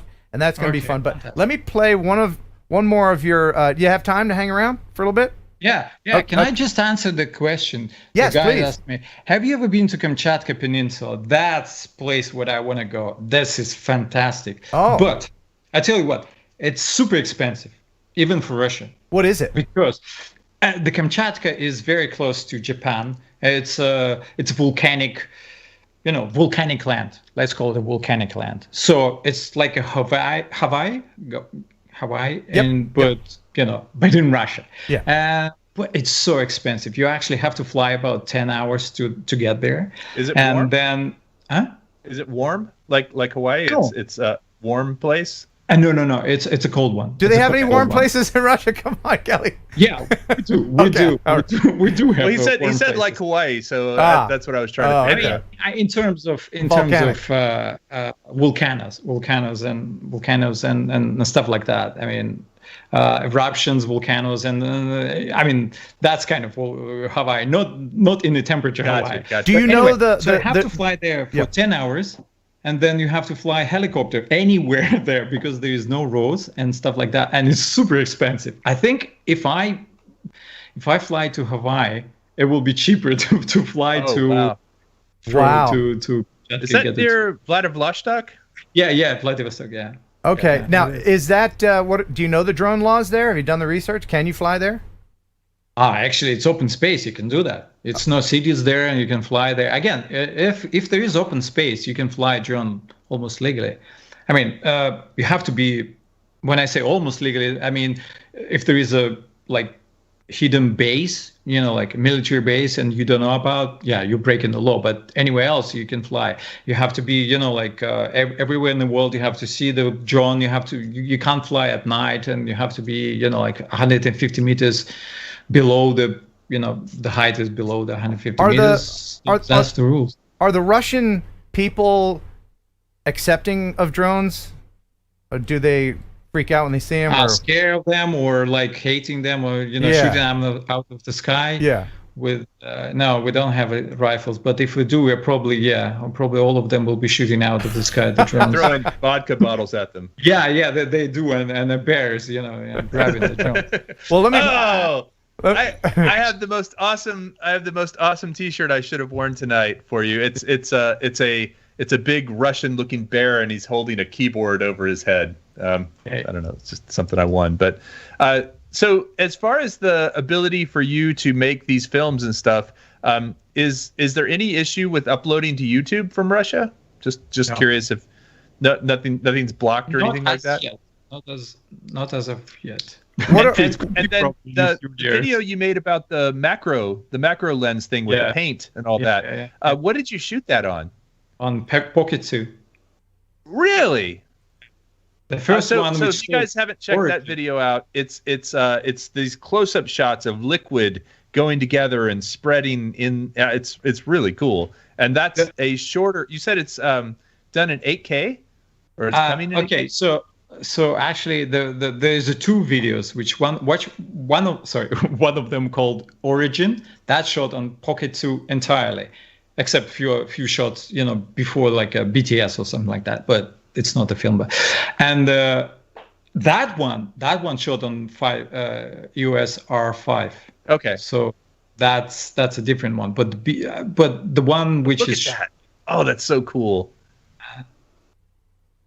Yeah, that's that pretty awesome. Is that just paint or what? It is. That? It is actually ink, paint, soap, chemicals, and mixture of that.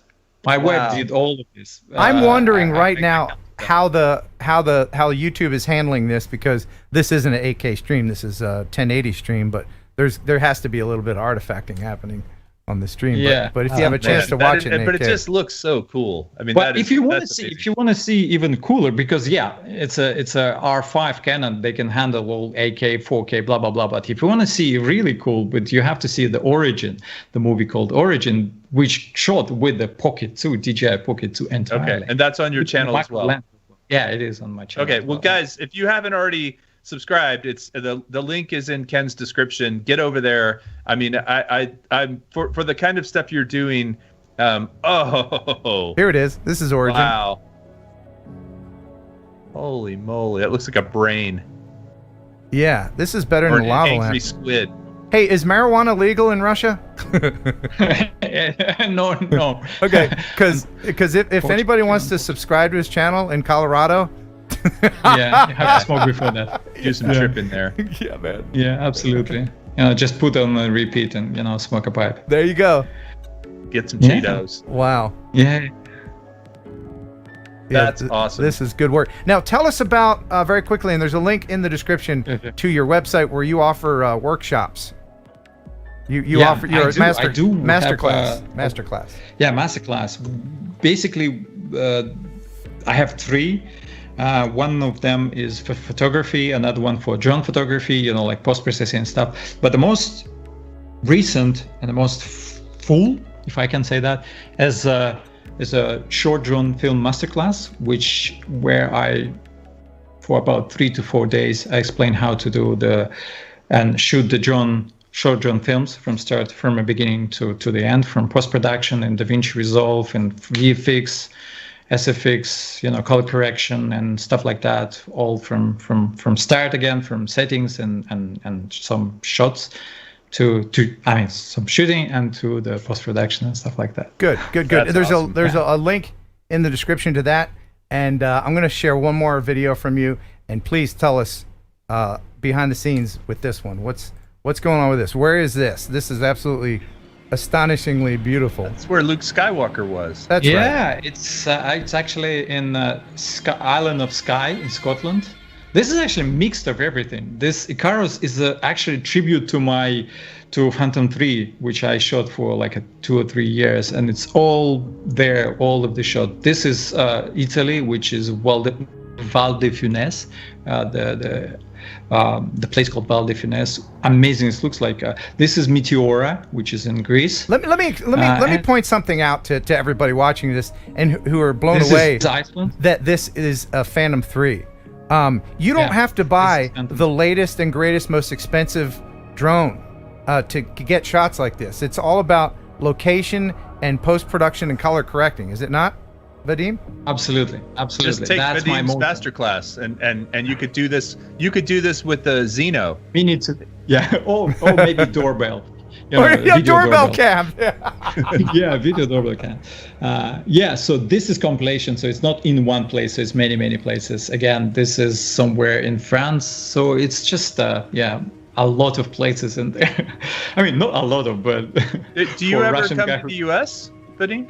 Unfortunately, no. I didn't. I got a visa. We have to have a visa to go almost everywhere in the world.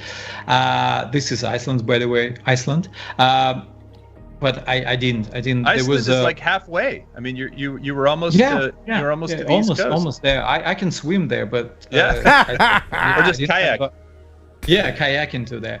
But unfortunately, I didn't have my breakfast that time, so you should come over in August for What the FPV. Come to that event and then just stay until spin up, and then you can go home. Oh yeah, that was a slick way of mentioning my Ken Heron. He got about $1 million in super chats tonight. He's flush. Okay, absolutely. Okay. Yeah. We should do. Or you can hitch a ride with Moose and Squirrel. No, do you know what I'm talking about? Like he and I were no idea. Forrest Badnoff. Okay, now don't. Badnoff? No. Well, you were doing Vadim. You were doing a wonderful Hollywood-inspired Russian accent. Would you like to hear that? Would you mind doing that?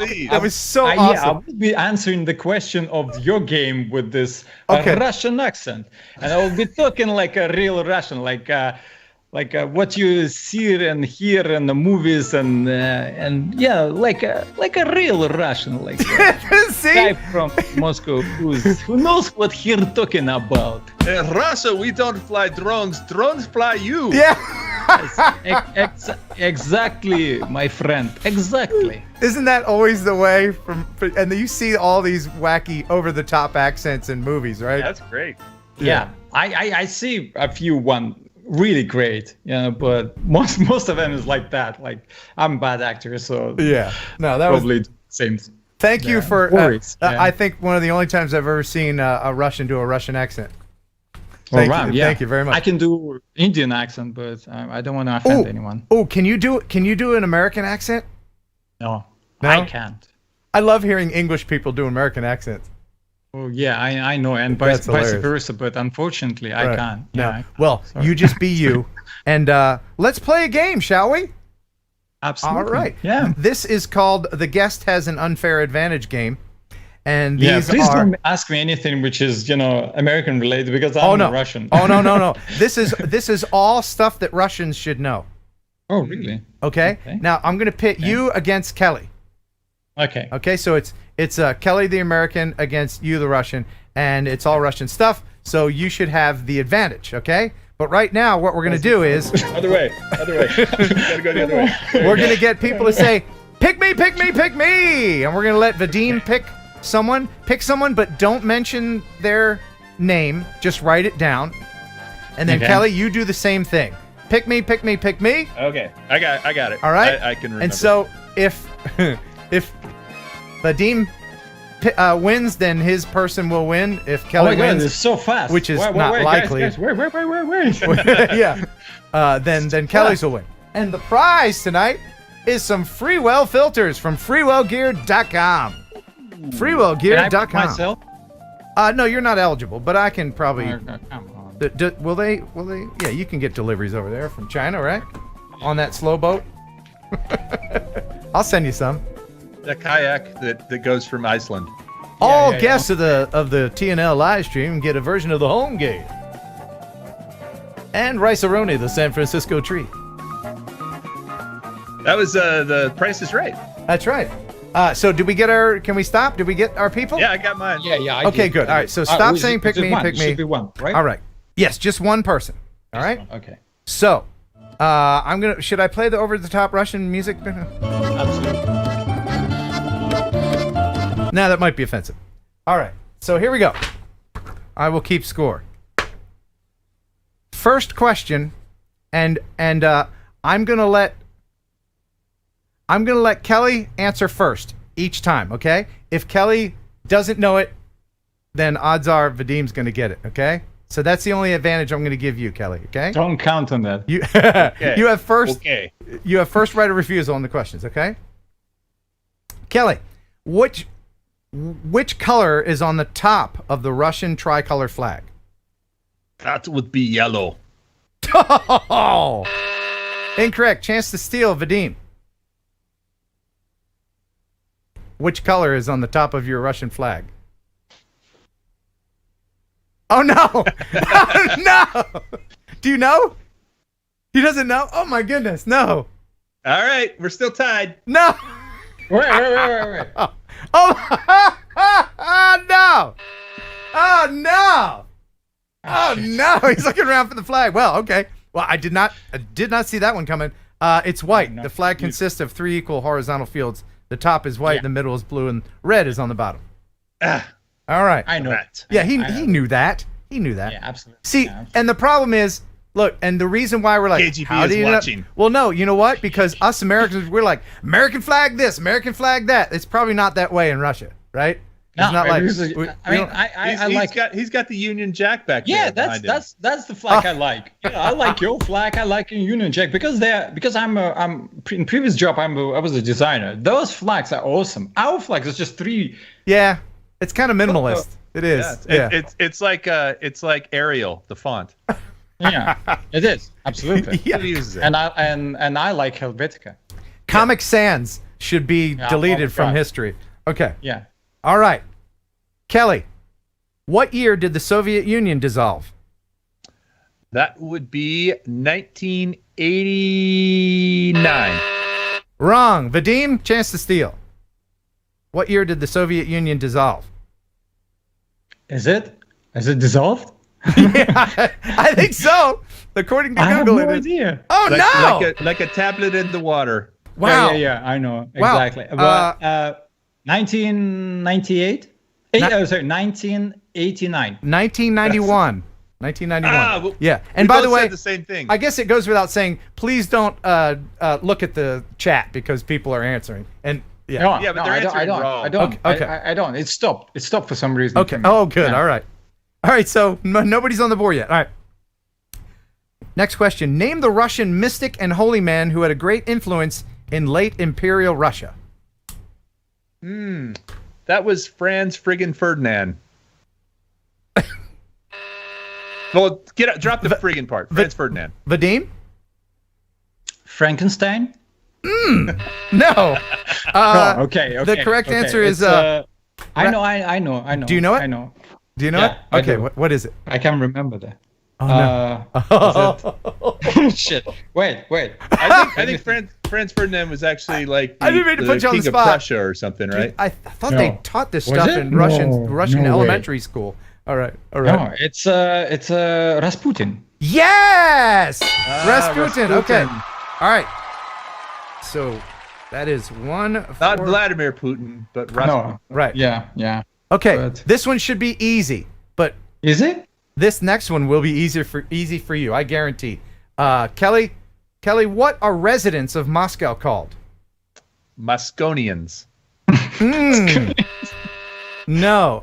Chance to steal, Vadim. Americans? No. Okay, Muscovite. That is correct. Yes. Muscovites.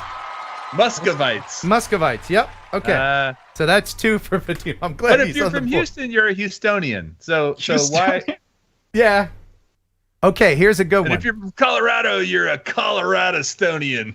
Colorado Estonian. Kelly. Hey, by the way, hold on, Ken. Yeah. You want to know what the shortest word in the English language is? What? Here. Okay. All right. So- little Colorado humor. Kelly, 14 countries share a border with Russia. Name 2. Okay, Turkey and Kazakhstan. Over to Vadim. Vadim, name 2 of the countries that share a border with your country. America and Norway. Oh my God. China. Do you know? China. Do you know that we have a shortest border between America and Russia? The Diomede kilometers. Islands, Little Diomede and Big Diomede, right off the coast of Alaska. All right. I did know that. Okay. If there's a little bit of Yeah, water, part. okay, sure. You're right next door to Alaska, but name something that doesn't have a waterway between it. So you got Norway. Name one more. Belarus. Yes, correct. Yes. Belarus. Yes. Oh, All right. So we're gonna give that one always to. with the Belarus. Yeah. I'm rooting for you, man. All right. All right, Kelly, the longest railway in the world is in Russia. What is it called? Oh, hold on. It is Trans-Siberian. Correct. Yes. Kelly is on the board. And people in the chat are going nuts. Okay. Which country declared independence from Russia in 1917? Kelly? Give me a second. Looks like Vadim knows it, so you better get this right. Independence from Russia in 1917 would have been Latvia. No. Czech Republic. No, stop it. Czechoslovakia. Vadim, what is the correct answer? Finland. Correct. Yes, very good. All right.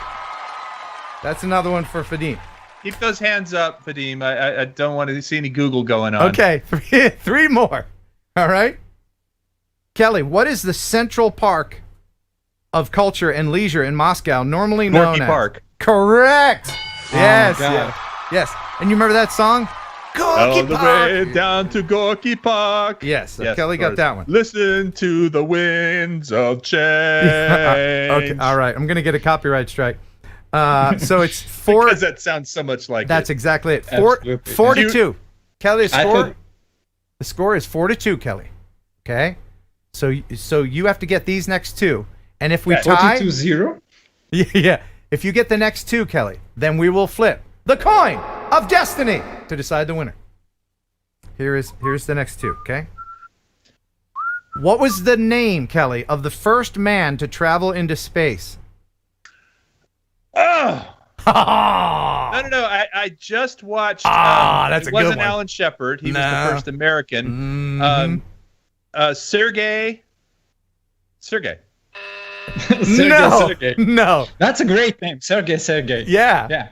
That's- Just that- by the way, I that's- just watched a master class with Chris Hadfield, who's a Canadian astronaut. Yeah. And he was in the air with Scott Parazynski, your pal, Ken. By the way, Sergey was the famous Moscow mime. Really? Oh yeah, Okay. yeah. I'm in space. Okay. I'm in space. All right. So who was the first man to travel into space, Vadim? It actually wasn't man. It actually was a dog. Okay.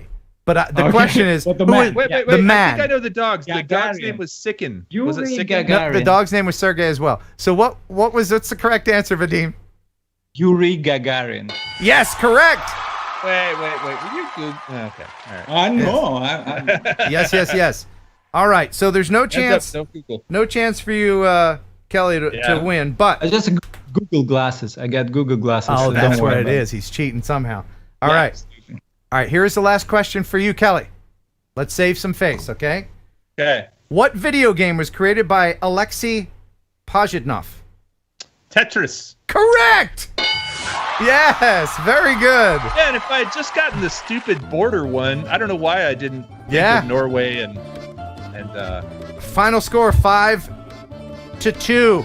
And wait a minute, 5-3. It was 2 a minute ago. oh, It was 4-2 a five second to ago. 3. Yes, I'm sorry, Dude, 5-3. You're sandbagging I me still here. win. My I bad. still He win. still You wins. Yes, still won, but I think Ken expected a shutout, and I I did. did not get shut out. I actually did. All right, so America. Okay. America. so Vadim, America. who is your winner? Who is my winner? Who did Okay, you pick? My winner is Nick Snyder. Nick Snyder. Congratulations, Nick Snyder. Nick Schneider. Make sure Say Nick Snyder. that you email me here and remind me what you've won because I'm old and I forget things. Ken Heron Upload Okay. at gmail.com. Well, there you go. Okay, Nick Schneider, I know where you live, so send me this nice ND filters to We my have ways of home. making you So talk. if you don't want to have troubles with the Russians. Awesome. Thank you so much for being on with us, Vadim. I really appreciate your time. And I hope that people Yes, check dude, out you're your... awesome. I really enjoyed checking out your channel, getting to meet you, and I will definitely be watching a lot more of your videos. So thank you for that. Thank you so much. Thank you so much, guys. All of Thank his you for links inviting- are in the description. Vadim, thank you very much. Now nighty night. Go to sleepies.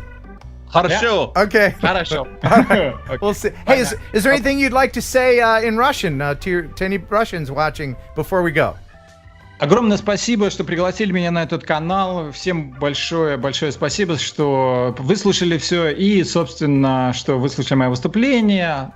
И огромное еще раз спасибо за то, что пригласили меня. Awesome. A small translation. Thank you very much. Wonderful. All right. Thank you very much for your time, sir, and good luck with everything. Thank you, guys. See you later. Bye. All right. Bye-bye. How about that kid? Huh? How That about was that awesome. guy? He was That awesome. Yeah, I'm loving these international guests. They bring some culture to this show that we need. Yeah.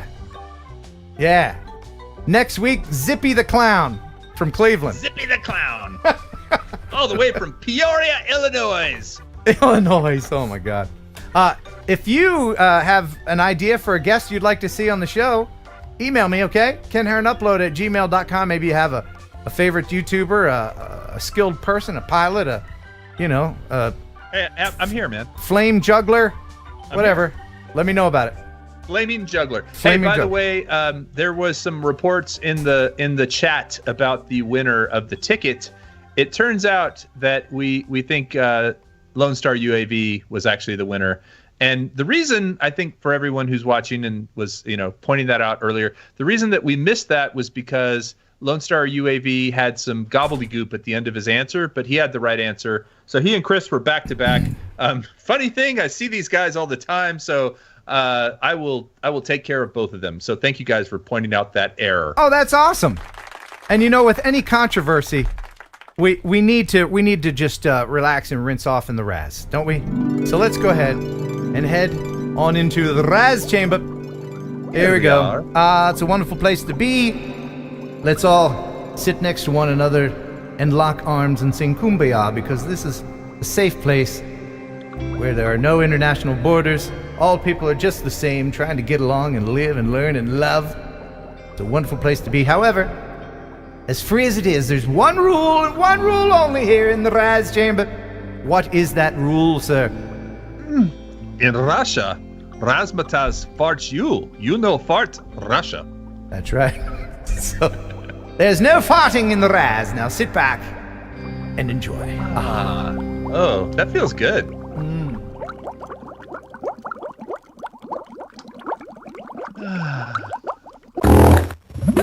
Crypto Man 5000! Shame on you, Crypto Man! Shame! Shame. It always seems as though right when I say what the rule is, there's always some knucklehead out there that, no, I'm not going to listen. I'm going to fart in here. Crypto Man. Shame. That was his version of fart coin. That's fart coin. That's the next crypto coin. All right, should make so one. I've got tons. Kelly, you got time to hang out? The show's going a little long. All right, I'm going to play every damn one of these videos, okay? We're going to blow through them real quick. Let's play them. All right. Let's play them. So this is from done. this is from Kevin M. This is from Kevin M. Kevin M. Check it out. He says, "Hey Ken, love your show. I bought the Parrot Anafi refurbished for $2.99. Couldn't pass it up because it was such a great deal. I'm really happy with it so far. You may share this video on your show if you think it's worthy. Looking forward to tonight's TNL. Thanks, Ken." Kevin M. And I will say, Kevin M., way to keep your yard low and mowed with that AstroTurf. No kidding. Man, I thought he had a goat back there just trimming that thing. No, man, that's AstroTurf. That's the way to go. I got AstroTurf too, you know? Do you? Off from Houston. Awesome. Houston Astros turf. Oh, okay. All right. Thank you, Kevin M., for sending that in. Yeah, that was great. And the Anafi is an underrated drone. It's a good little guy. It is. It is. Now we have somebody new to FPV. And, like I said, you send in your videos. They don't have to be spectacular. They just have to be fun to watch. And this one is fun to watch. For both Ken and I's channels, actually. Absolutely. This is from Quentin Clugston. Hello, Ken. I'm brand new to FPV, and this is my second flight in acro mode. Yeah, Quentin. And he says, I have a small essential tremor, and it makes it difficult to build quads, but I get out and learn as much as I can. This is at one of the local high schools in Clovis, California. Nothing spectacular, but it's better than a crash landing in the Ozarks. Hey. And you know what? I like the concentric circles on that field over there. Did you see that? The mode circles? Mm-hmm. Somebody did a good job. He says the sound is from none other than Epidemic, so it's not crap. Quentin. This is what you have to do when you're first learning FPV is just get up in the air and try some moves and then try to recover before you hit the ground. He's got those loops like Jagger. He does.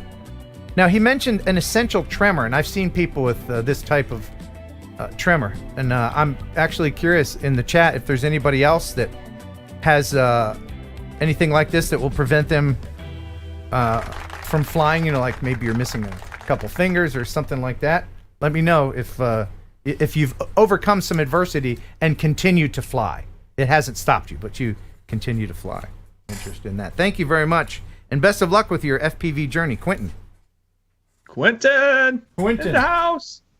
Now, I think I want to share the viewer video of the week right now and not make anybody wait because I can't wait to play this. This is really awesome. Okay. Okay.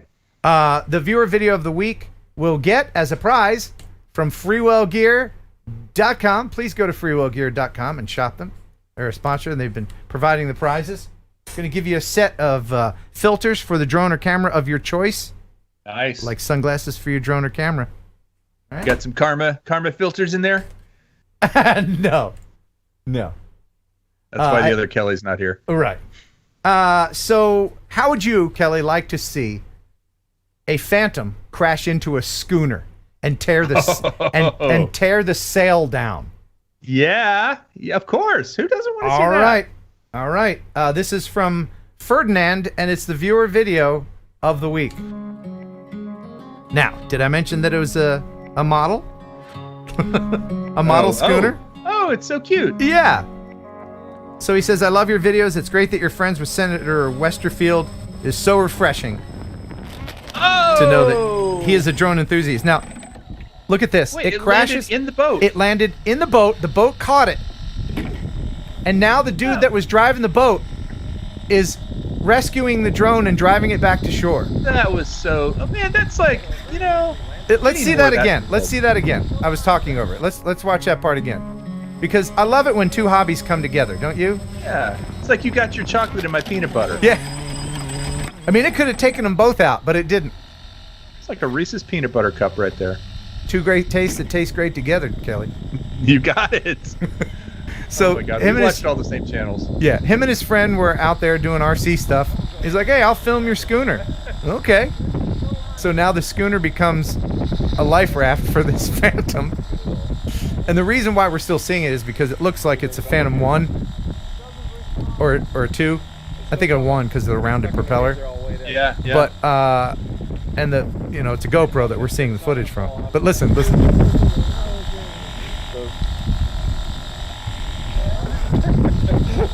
was a smooth move. Oh, I think we're gonna be. So it didn't tip over. That's No alligators hiding here. I hope. I mean, that's actually quite amazing that it stayed right there on it. Maybe he meant, it's like an aircraft carrier. Maybe that's what he thought it was. He was trying to land it, like. Oh, one right, of those, like a little aircraft carrier. No, that was great. That was awesome. Thank you for sending that in, Ferdinand. Appreciate it. All right, now, Kelly, are you a fan? Kelly, are you still there? Kelly? I'm here. Okay, Yeah, I didn't I'm hear here. you. You faded off for a minute, but now he's back. Sorry, I was dreaming of your hair, your dreaminess. Kelly is in La La Land. Kelly. All right. Kelly, do you like egg-shaped drones? I like those about as much as I like egg-shaped eggs. Okay, so Or drone-shaped eggs. drone-shaped eggs. Okay. So this is from Rob. And he says, "Hey, Ken, I know most people are not liking egg drones, but I am having some fun with them. I snatched one up a while back and recently put the eyeballs on it. Keep up the greatness, and thanks for being you, and by, and all of that, Rob." So check out this egg sighting clip of his. Oh, that's a big one. It kind of looks like a head now, doesn't it? It really does. Like a very. Actually, if you ever played Portal, the game Portal, it looks like one of the little robots from Portal. Oh yeah. I tell you what. I do like the legs on them, the way the legs automatically come down. You know what I want to do to that though? I just want to take a baseball bat and it just begs for it. It's shaped like one of those punching bags in the gym. Yeah, speed bag. Yeah. Yeah. Oh By the my way, goodness. kids don't do speed bags. Don't do speed bags. Oh my goodness, Kelly. Oh my goodness. Okay, this is from Levi. He lives in Oregon.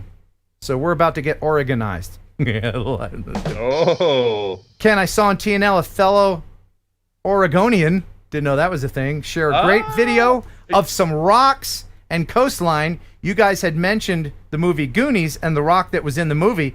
You looked it up, and yes, it's Haystack Rock in Cannon Beach. I happen to have made a video there a while back and wanted to share it with you.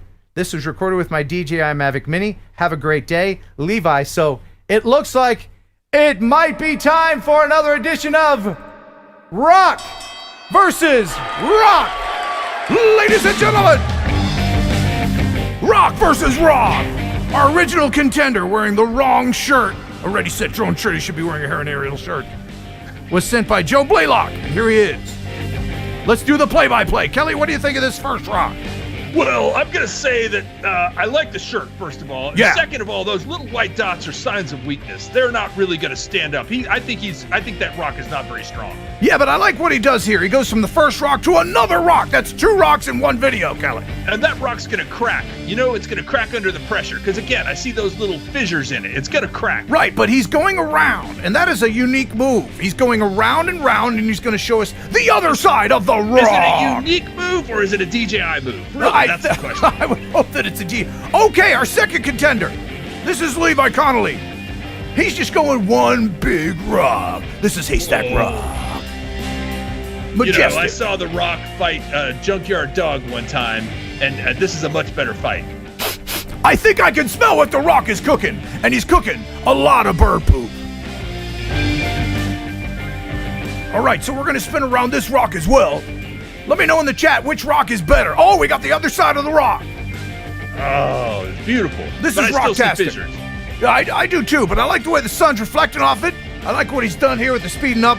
Ladies and gentlemen, that is Rock versus Rock.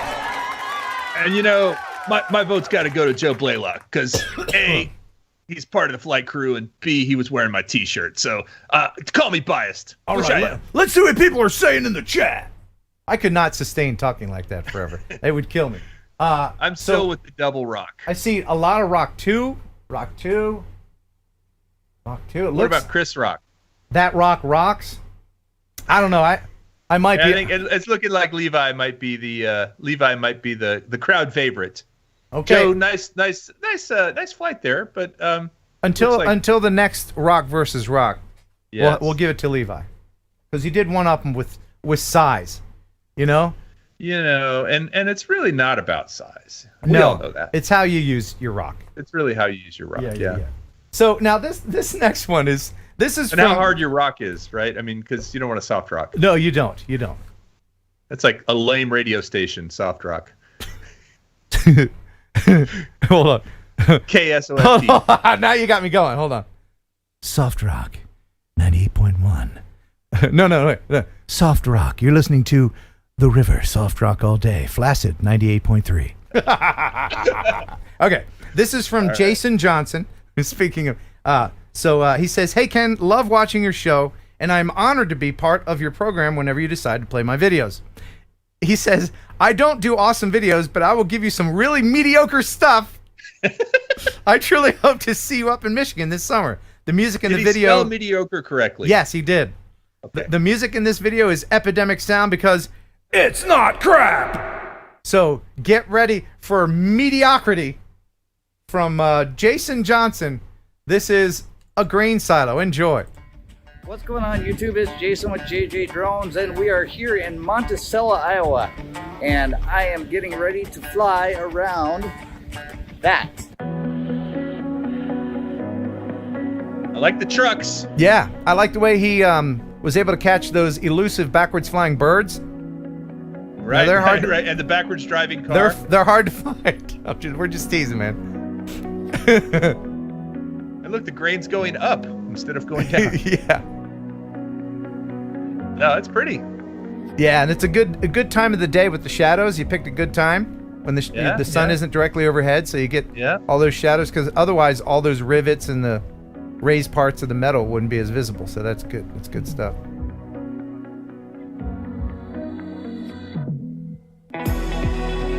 Oh, got a bonus water tower here. Yeah. Somebody needs to put a bullet in the side of that. Yeah, right. They're always shooting stuff. Oh, that was kind of crazy, flying towards that sign. Got Motel 6.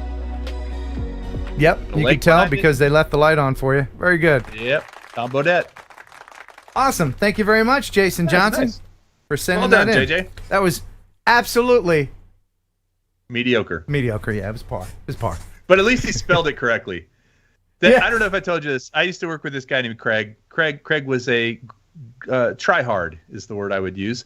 I liked Craig, and if I wanted anything I didn't want to do, I would ask Craig how to do it, and then he would just do it for me. He was like one of those kind of guys. Anyway, we did this video called Striving for Excellence for a client, and the entire video he misspelled excellence. Really? Yeah. And it like got to the client that way, and they pointed it out. Oh, that's no good. Yeah. That's embarrassing. Striving for excellence. So you know a guy named Zorro who flies FPV? Zorro, the FPV man. Yes. Yeah, he was part of the FAA protests. I met him in Washington D.C. Super nice guy. He's been on the show, and he sent this in. He says, "I thought you might enjoy this. I hit my own face with my drone at a professional video shoot." By Zorro. So he explains what happens in this. Check out his funny story and subscribe to his channel if you can. This is hilarious. Classy. My God, you will not believe what happened. Very embarrassing, but also good. Let me tell you what happened. So today I had a drone job. I went to San Francisco, and one of the parts that I had to do was track these people, well, the opposite of track, go over some people indoors as they're walking towards me, fly over them, right?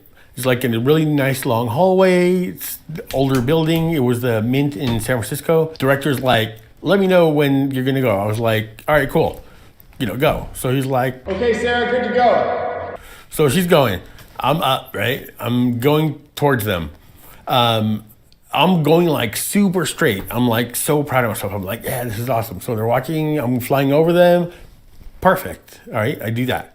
Then since they were walking kind of slow, I'm like, let me do another one, right? I like to give them like a couple of takes just in case the first one there was something wrong with it or whatever. So I turn around. As I'm doing this, the whole crew, everybody are all crowded around me watching me, right? So there's like the gaffers and the director and everybody that have headphones and shit, so they're all watching me. So I'm going back to myself, and everybody's like, as I'm coming back, they were like, wow. They were like started clapping, right? Because they could tell, like I did it like super fast or super straight. And I'm flying towards myself, and I was like, oh, I'm gonna like be the fucking show off and land on myself, right? So I'm going towards myself, and I give it a little too much throttle at the end, and the drone fucking hits me. Dude, I was going pretty fast too, and it was like, BAM! Holy shit. And right when I hit it, everybody was going from like, yay! They were like, once I hit it, they were like, oh! They were like, are you okay? And I was like, yeah. It's like, because I was wearing the goggles, it hit the goggles, right? It didn't even hit me, like barely, like it hit the side of my mouth, sure. But it didn't like, it's ducted, like it's totally fine. Bro, it was so funny. Oh my God, that's great. That was, and that was just great that he would share that too, Yeah, yeah, because it's so tempting to edit out the mistakes and never hear from them again. Yeah, that was awesome. Yeah, and there's something about the way Zorro talks that I could just listen to him tell a story forever. Yeah, he's got a great cadence to his voice. Yes, he's very animated. Someone in the chat also wanted to know if you have a professional Part 107 sponsor that helps with Part 107. Funny you should ask, because RemotePilot101.com is one of our sponsors. Use Heron 18. When you go there and you sign up, if you haven't gotten your initial test done, and that's all you have to do, take your initial test. Pay the $165 to a PSI testing center. As I'm tickling it. Kelly is, that's not the spot. It's a little to the right, she told me. So I hear. There's a spot. I hit myself in the I don't know face. where it is, but there's some secret spot on the Heron 18 that if you touch it, it's magic. But anyway, so go to remotepilot101.com and sign up. Okay? This is Jason Schappert right here. That's half of him. There he is. Jason Schappert. Put the thing back over. I liked it better with the graphic. The tan god. He is a pilot, manned pilot. He's an author. He wears 2 watches. He's got perfectly white teeth like Donny Osmond used to. Another over 50 reference. But go there, sign up one time. It's good for life. Use Heron 18 for the discount, and you will get 30% off, and that's for life. So when you take your Recurrent, you can study up, but it's so important to get the knowledge, and his curriculum is perfect. It's designed for this. If there's any changes that the FAA makes, like, why would a governmental agency... There's an air show going on. Can I fly next to the airplanes? Right. Yes. Yeah. True. Is it A, B, C, or A and C? They'll try to trick you like that. So they'll update the curriculum all the time. RemotePilot101.com. Use Heron 18. Love you. Mean it. Wow. Well done. Glad you asked, Kelly. Yeah. All right. And I see a bunch of super chats in there. We're going to get to them. Thank you, everybody. And by the way, if you're watching and you're not a member, please consider becoming a member. There's we got 0 members tonight. 0 new members. I try to set a goal of 10 new members. Do you give them T-shirts, Ken? Is that what you do? Where can you get a T-shirt for joining?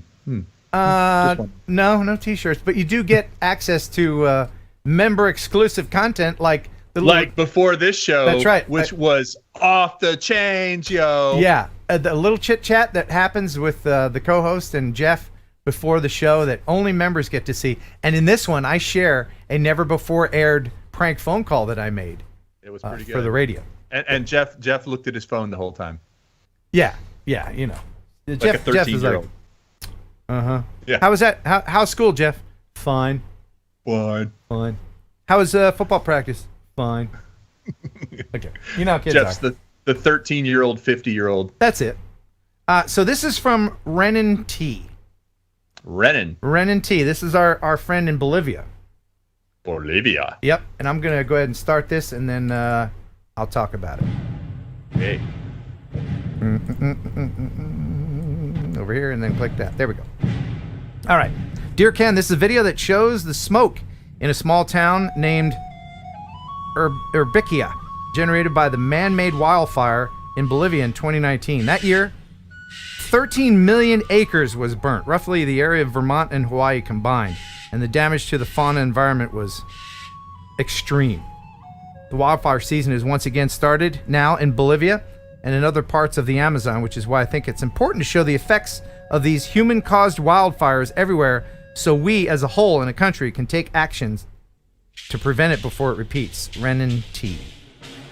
So what we're seeing is the smoke here, Kelly, from all the... It's like L.A., like Los Angeles. Yeah, 2019 was a bad year for wildfires everywhere. I think it was, wasn't it 2020? Or the end of 2019 in Australia, that was half Australia. Oh, yeah. Burned down that as was well. a mess. Yeah. So, you know, it's no joke, man. You gotta help these people. And be aware. Fire safety. What is it Smokey the Bear says? Only you can prevent forest fire? You can prevent firefighters. I always thought that was the weirdest voice. It should have had a better voice. It was creepy, you know? Saturday morning, I'm watching like cartoons and Ultraman. Remember Ultraman? Oh, yeah, yeah. You don't remember Ultraman. You're not old enough to remember Ultraman. Oh, yeah. Ultraman was like... Yeah, he was almost like a Transformer. And he wore like that suit, couldn't see his face. Yeah. He could fly like this. Yeah, Ultraman. Yeah. It was, you know, before Japan, you know, it wasn't Japanimation, it was from Japan. It was live action, yeah. It was almost like the Mighty Morphin Power Rangers. Yeah, he was a silver Power Ranger. Yeah. Anyway, now let's move on to Hawaii, shall we? Kelly, you still good? You're not getting sleepy? Yeah, man, I want to move on to Hawaii. Okay, good. Hello, Ken. I have many addictions. This is from Michael. My recent are flying drones and hiking here in Oahu, Hawaii. Here is a video piece I did with a Mavic Air 2 of Makapu'u Ridge. It's an out and back trail that started in Makapu'u Lighthouse. I hope you dig the drone footage. The sound is all epidemic, because if it's not epidemic sound, it's crap. I love it when people write that in there. That's great. It's make a poo-poo. Now he says he does. He said, I bet there's make a poo-poo t-shirts there.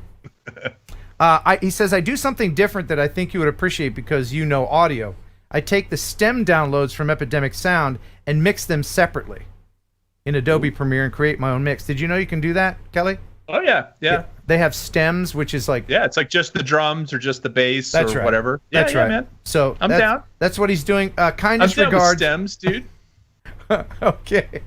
I've done some stem cell research. But are you down with OPP, though? I'm down with OPP. So many old people references tonight. All right, so... Down with OPP. Check this out. Now, I would not be where these people are.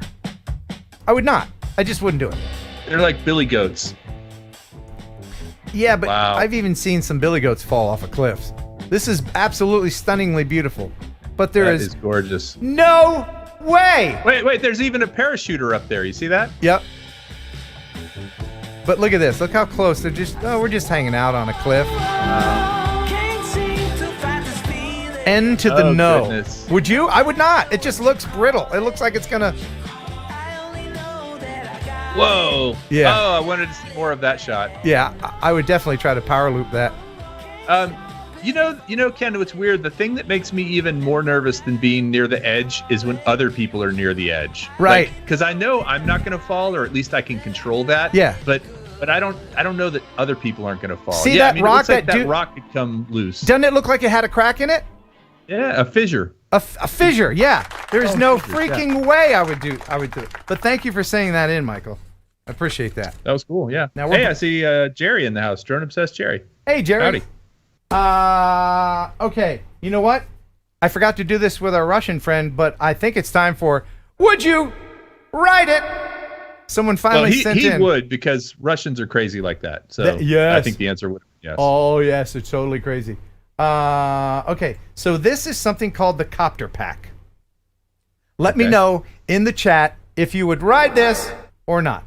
I think I'm a maybe, but only over water. But check this thing out. That's what you say about all these things. Well, over water, I mean, if it's gonna fail. Whoa! Yeah. Whoa! Yeah.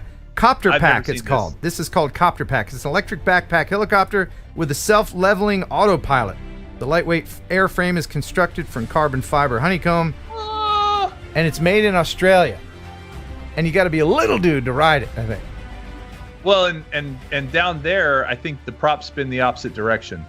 That's right. Yeah. They're in the southern hemisphere. So when you ride this and you flush your life down the toilet, it will go the Goes the opposite other direction. way. Yeah. Well, yeah, you said you got to be a little dude. I mean, I think it would take 4 of those to lift me. I would need the quadcopter pack. Yeah. Wow. It looks fun as hell, but let me know. What are people saying in the chat? Oh, heck yeah, they're saying. Joe Blaylock would ride it. Nick Schneider would count me out. I'm too big. Sergio Nick said, Schneider, hell yeah, would do it. Winner, by the way, of tonight's prize. Copter pack. Nick Schneider. Make sure you have your affairs in order before you ride that thing. Joe Blaylock says, I'd ride it because I'm a rocket man. Rocket man. Kelly, would you ride that thing? Would you? Burn down. Well, I don't think it would pick me up. So, yes, if it was strong enough, I would do it. I would go up a few feet just to say I did it. Yeah. It'd be just like the Spruce Goose. Remember, it just took off, glided, or flew for a little while, and then landed. It flew. It's made of wood. It flew. I'm a billionaire. I pee in jars. Yeah, I did it. Okay. Hey, who do you think had more pee in jars? What was his name? The billionaire? Spruce Goose guy? Oh, the guy who built the Spruce Goose. Please help us out here, guys. Alexa, who built the Spruce Goose? What's his name? Flight of the Spruce Goose's creators are Lech Majewski and Chris Birdza. No. Who was it? Alexa, stop. It was a famous Howard Hughes. Howard that's it. Thank you, so, Timmy J. Who do you think has peed in more jars? Howard Hughes or Nikola Tesla? I know Nikola Tesla talked to more pigeons. I don't get the reference. You don't? Oh, you need to open a history book. Yeah. Nikola Tesla was a wacky genius. He invented radio, not Marconi, by the way, just for the record. Yeah. No, I read this book called The Last Days of Night. You and I talked about this, and it was about the the light bulb or electricity. Yeah. But I don't know much about Howard Hughes. Why did he pee in a jar? Oh, just because he was a recluse. He was just weird. Okay. He bought out the top floor of a hotel and spent the last days there just peeing in jars or whatever. So one of the things we talked about in the pre-show, guys, so you do want to join the Heron gang so that you can see this. But one of the things we talked about is the fact that Ken wears a golf buddy. All the time. I'm wearing it right now. During the show. Yep. So that if you don't know what a golf buddy is, but he actually puts it on before the show starts. That's right. And that was all part of the pre-show. So if you want to see Ken put his golf buddy on. That's how I'm able to go so long without peeing. I know, dude. I'm sitting here. I'm like, I got to outlast you. Ken's older than me. He's like 68. I got to outlast. Yeah, totally 68. And the golf buddy's filled by the time it's bedtime. So I switch over to the catheter to sleep in. It just, it's like my security catheter. Yeah.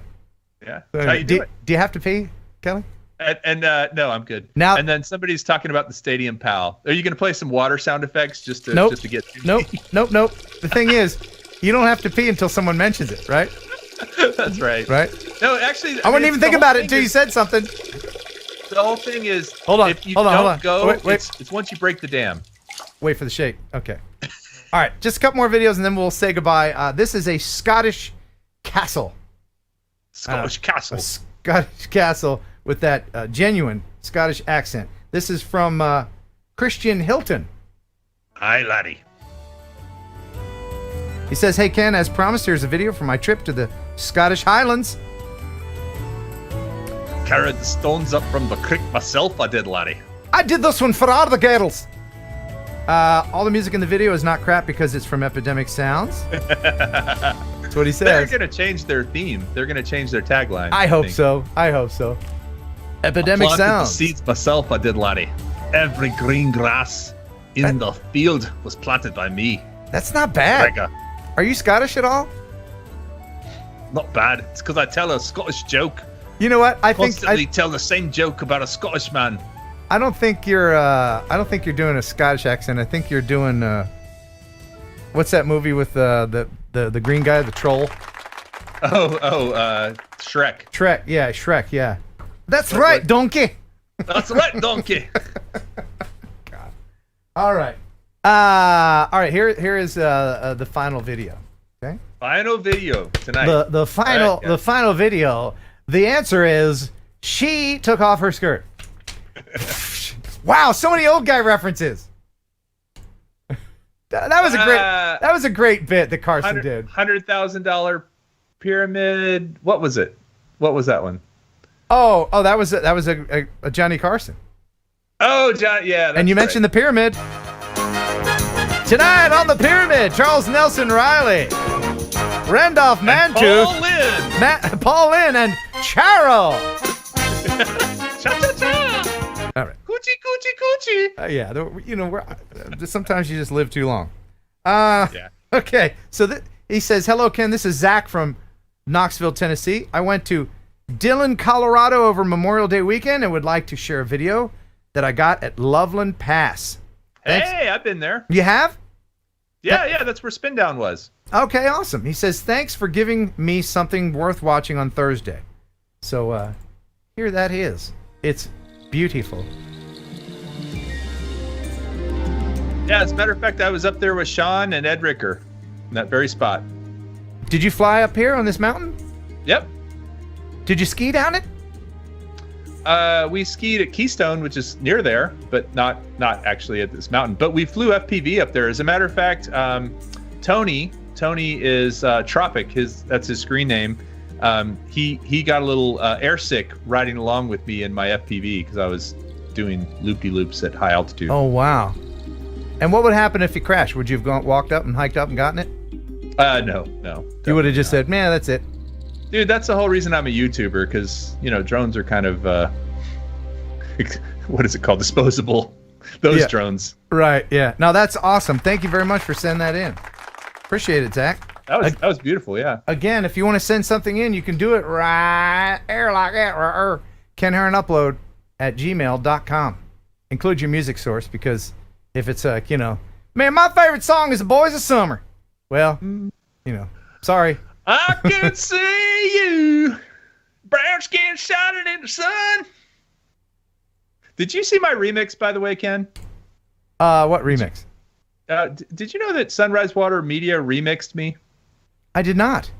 Oh goodness, yeah. You should go watch it. It's quite entertaining. I will.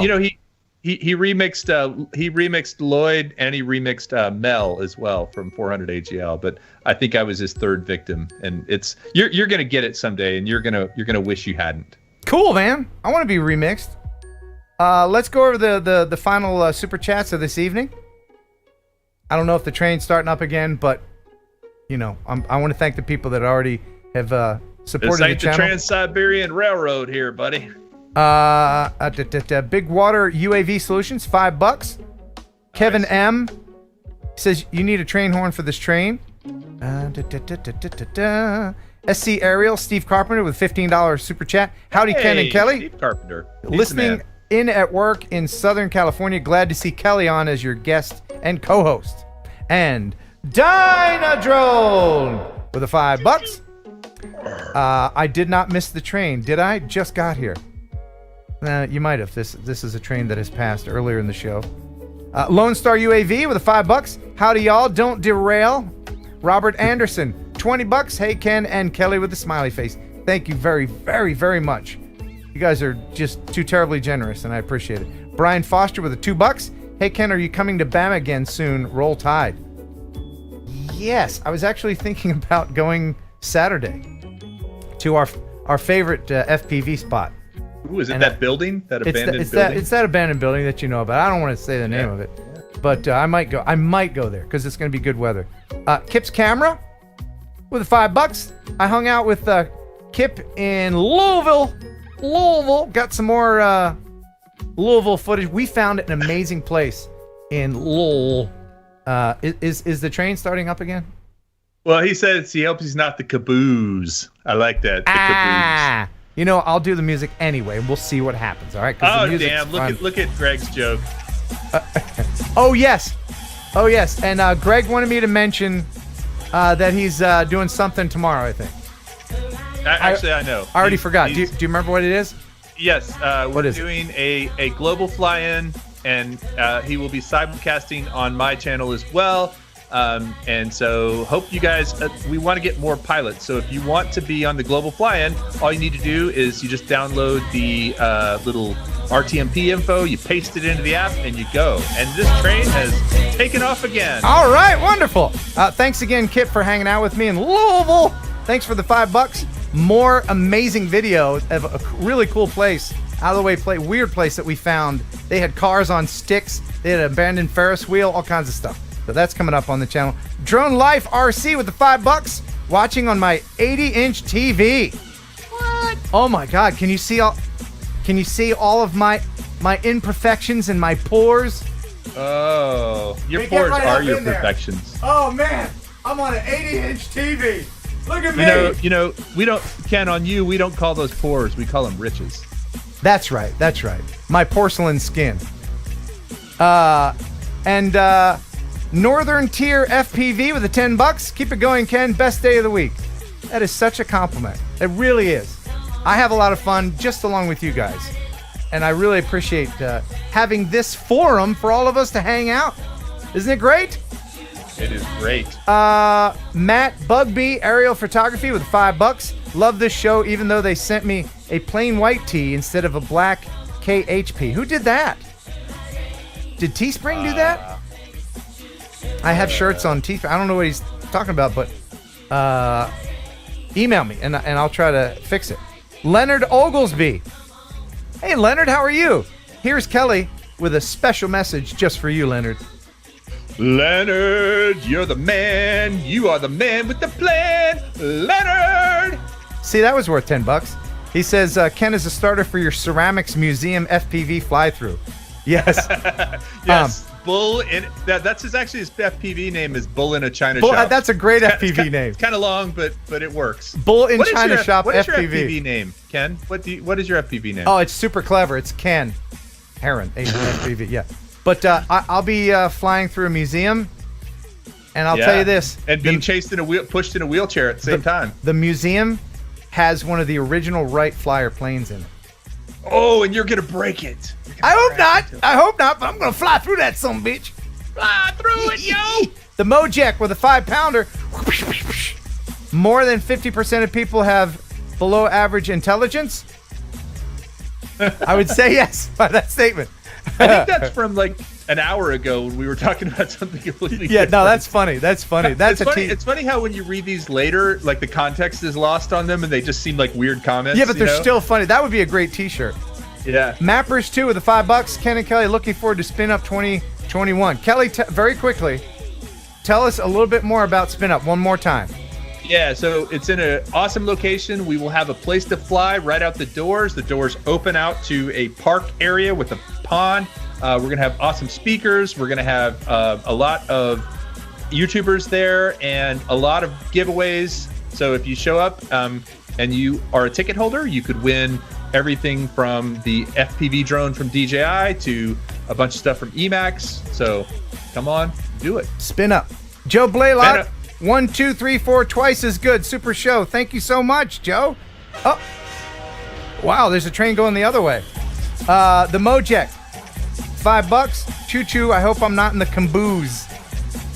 You know they have a bar car on a train somewhere called the caboose. It's gotta be. That is awesome. That's great. That is awesome. Or like if they don't, we need to make one. Absolutely. Ozby Drone with an Australian $5. I think that's almost like real money. What do you call a train that is transporting bubblegum? A choo-choo train. Wow. Greg, See, comedy goes the opposite direction down there. Yeah. Sergio Solanda, $5. Love your show. Thank you, Sergio. Thank you so much. And we've been super shatted by Philip himself. Better late than never. Thank you very much, Philip. he had a server emergency in Alabama. Oh, and there's nothing worse. Yeah. Saber-tooth crotch cricket. That just sounds like a disease you get in college, doesn't it? Hey, man, when I was Just a one sophomore, I was dating this girl. She got around, so I got the saber-tooth crotch crickets. There is a cream that will help that. Yeah, a little shot of penicillin, you're good to go. Awesome show, Kenny says. And Newfoundland Drones with a, oh my goodness, it's a Canadian $10 super sticker. Stickers, I like stickers, yes I do. And Nick Snyder with the $5. Thank you for giving me some more hope in droning, y'all. Big ups. Ya boy, Snacks. Thank you, Nick Snacks. Rob Muller with a €5. And like I always say, you're a very generous guy. No. My producer that doesn't exist is telling me that was not funny. He says, hi, guys. Michael H., keep up Those the are great... crickets. Yeah, we'll have to get your own cricket box. Keep up the great work. Speaking of work, where I'm at the moment. So yeah, watching TNL at work is perfectly fine. You can ask any boss. It's as acceptable as a smoke break. In fact, if you're not a smoker, you can save up your what would have been smoke breaks and just watch the show. That's right. And also, if you have a corporate card, super chats are allowed on corporate cards. Oh, yes, that is true. a reimbursable expense. That's true. And if you're a kid and you know your mom and dad's password, you can also use their account to give a $500 super chat. I don't know if you knew that, but no, don't do that. Don't do that. That's usually what makes Santa bring you a better gift. No, don't do that. Do not do that. This could be evidence at my trial. Joseph Crane with the $5. Happy Ken's Day to all of us. Where is Kelly 2 at? Playing tennis again? Yes. In fact, he is. Yes. But you know what? Yeah. My favorite Kelly now. Mappers 2 with the $2. Spin up. Yes. That's right. You weren't before, but you are now. I mean, you've always been. Come on. You know I love you, man. Yeah, no, I know. And you're a close second to Dono, so it's all good. I know. Spin up. Yes, Mappers 2 says. Dale Dixon with the $5. Thanks, Ken. Cool dude. Hello at MrsSkywalker.com. And Drone Rob Agnew's back with the $5. Would you ride it? The second super chat train. Yes, absolutely. We're all aboard. Wow, this is so awesome, you guys. Dale Dixon with the $5. Bravo, he says. Thank you so much. The Mojek with a $5-pounder. Ken's FPV name is Ken Keep Your Heron. Keep your hair on. Oh, I see what you did there. Hair on. Yeah. Wah, wah, wah. Actually, my name is Heron. Heron is my middle name, and my back is my last name. So Ken Heron, my back. Me ours. Yeah. And oh my goodness, the four-eyed canine with the $20. Great show. You guys are awesome together. Thank you very much.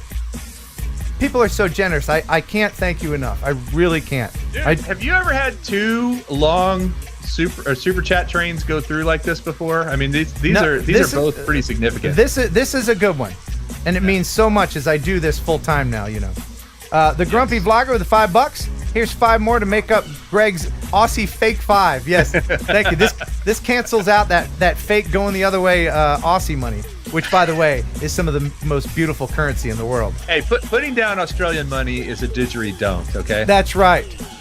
You're gonna koala regret that. Philip Koshat, we've been Koshatted once again. $5. What do you call using the bathroom overseas? European. Leonard Ogilvy is back with the $5. Why isn't anybody putrid swine groin? Putrid swine groin. Now that is a band name. Ladies and gentlemen, boys and girls, putrid swine groin. Woo! And the opening band, Two Flush Dump. That's it. Little show Bo Shart. Hey Jordan, thank you very much. Still my money, lol. Yeah, dip into the dad's wallet. And coming in as the caboose is Scott Linville. Love the show. If ever in Ohio, let me know. Man, you guys. Scott, you can join us both in Austin, Texas on November 6th. That's right. DroneSpinUp.com. That's right. You guys, thank you so much. That was fun. And Before we go, this has been a long show. Before we go, here is Kelly with what will be the best joke of the night. Okay. How many flies does it take to screw in a light bulb? How many flies does it take to screw in a light bulb? 2. But don't you wonder how they got in there?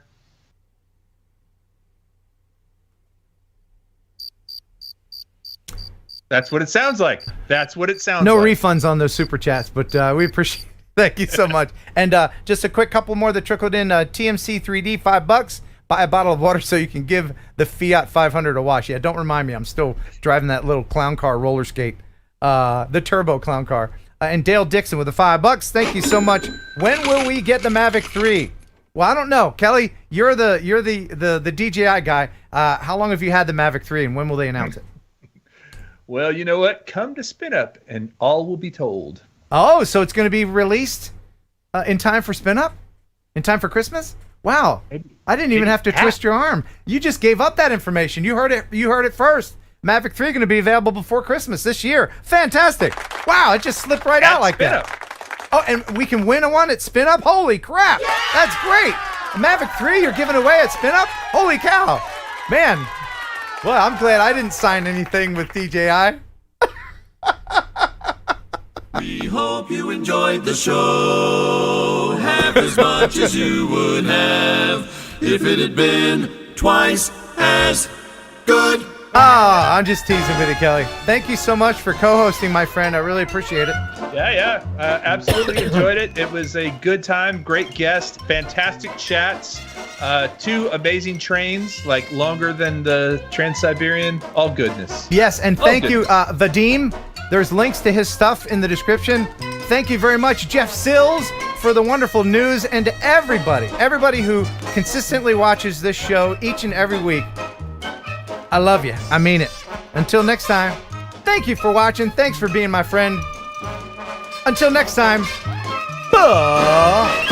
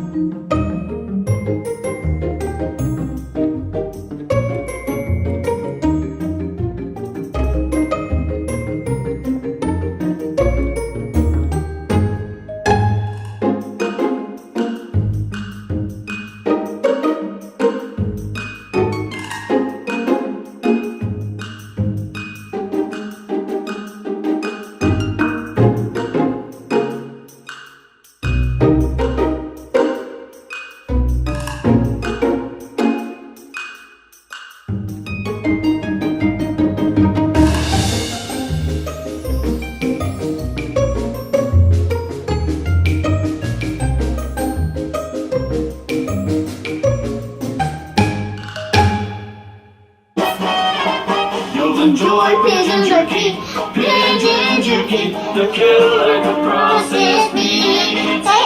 Enjoy Pigeon Jerky, Pigeon Jerky, and you'll give your family a treat. It's balanced nutrition to help them grow, and it's full of fiber to make them go. You'll enjoy Pigeon Jerky, Pigeon Jerky, a killer like a processed meat. Yeah. That was so funny. You'll enjoy Thursday Night Live with Ken Heron and Kelly, Jeff and Ashley too. There'll be fun and quizzes and Kelly's misses. The bird is the word in the news. It's the #1 live stream, it's got pizzazz. There's only one rule, don't fart in the rats. If you think it's funny, super chat some money, 'cause TNL is here for you. Yeah!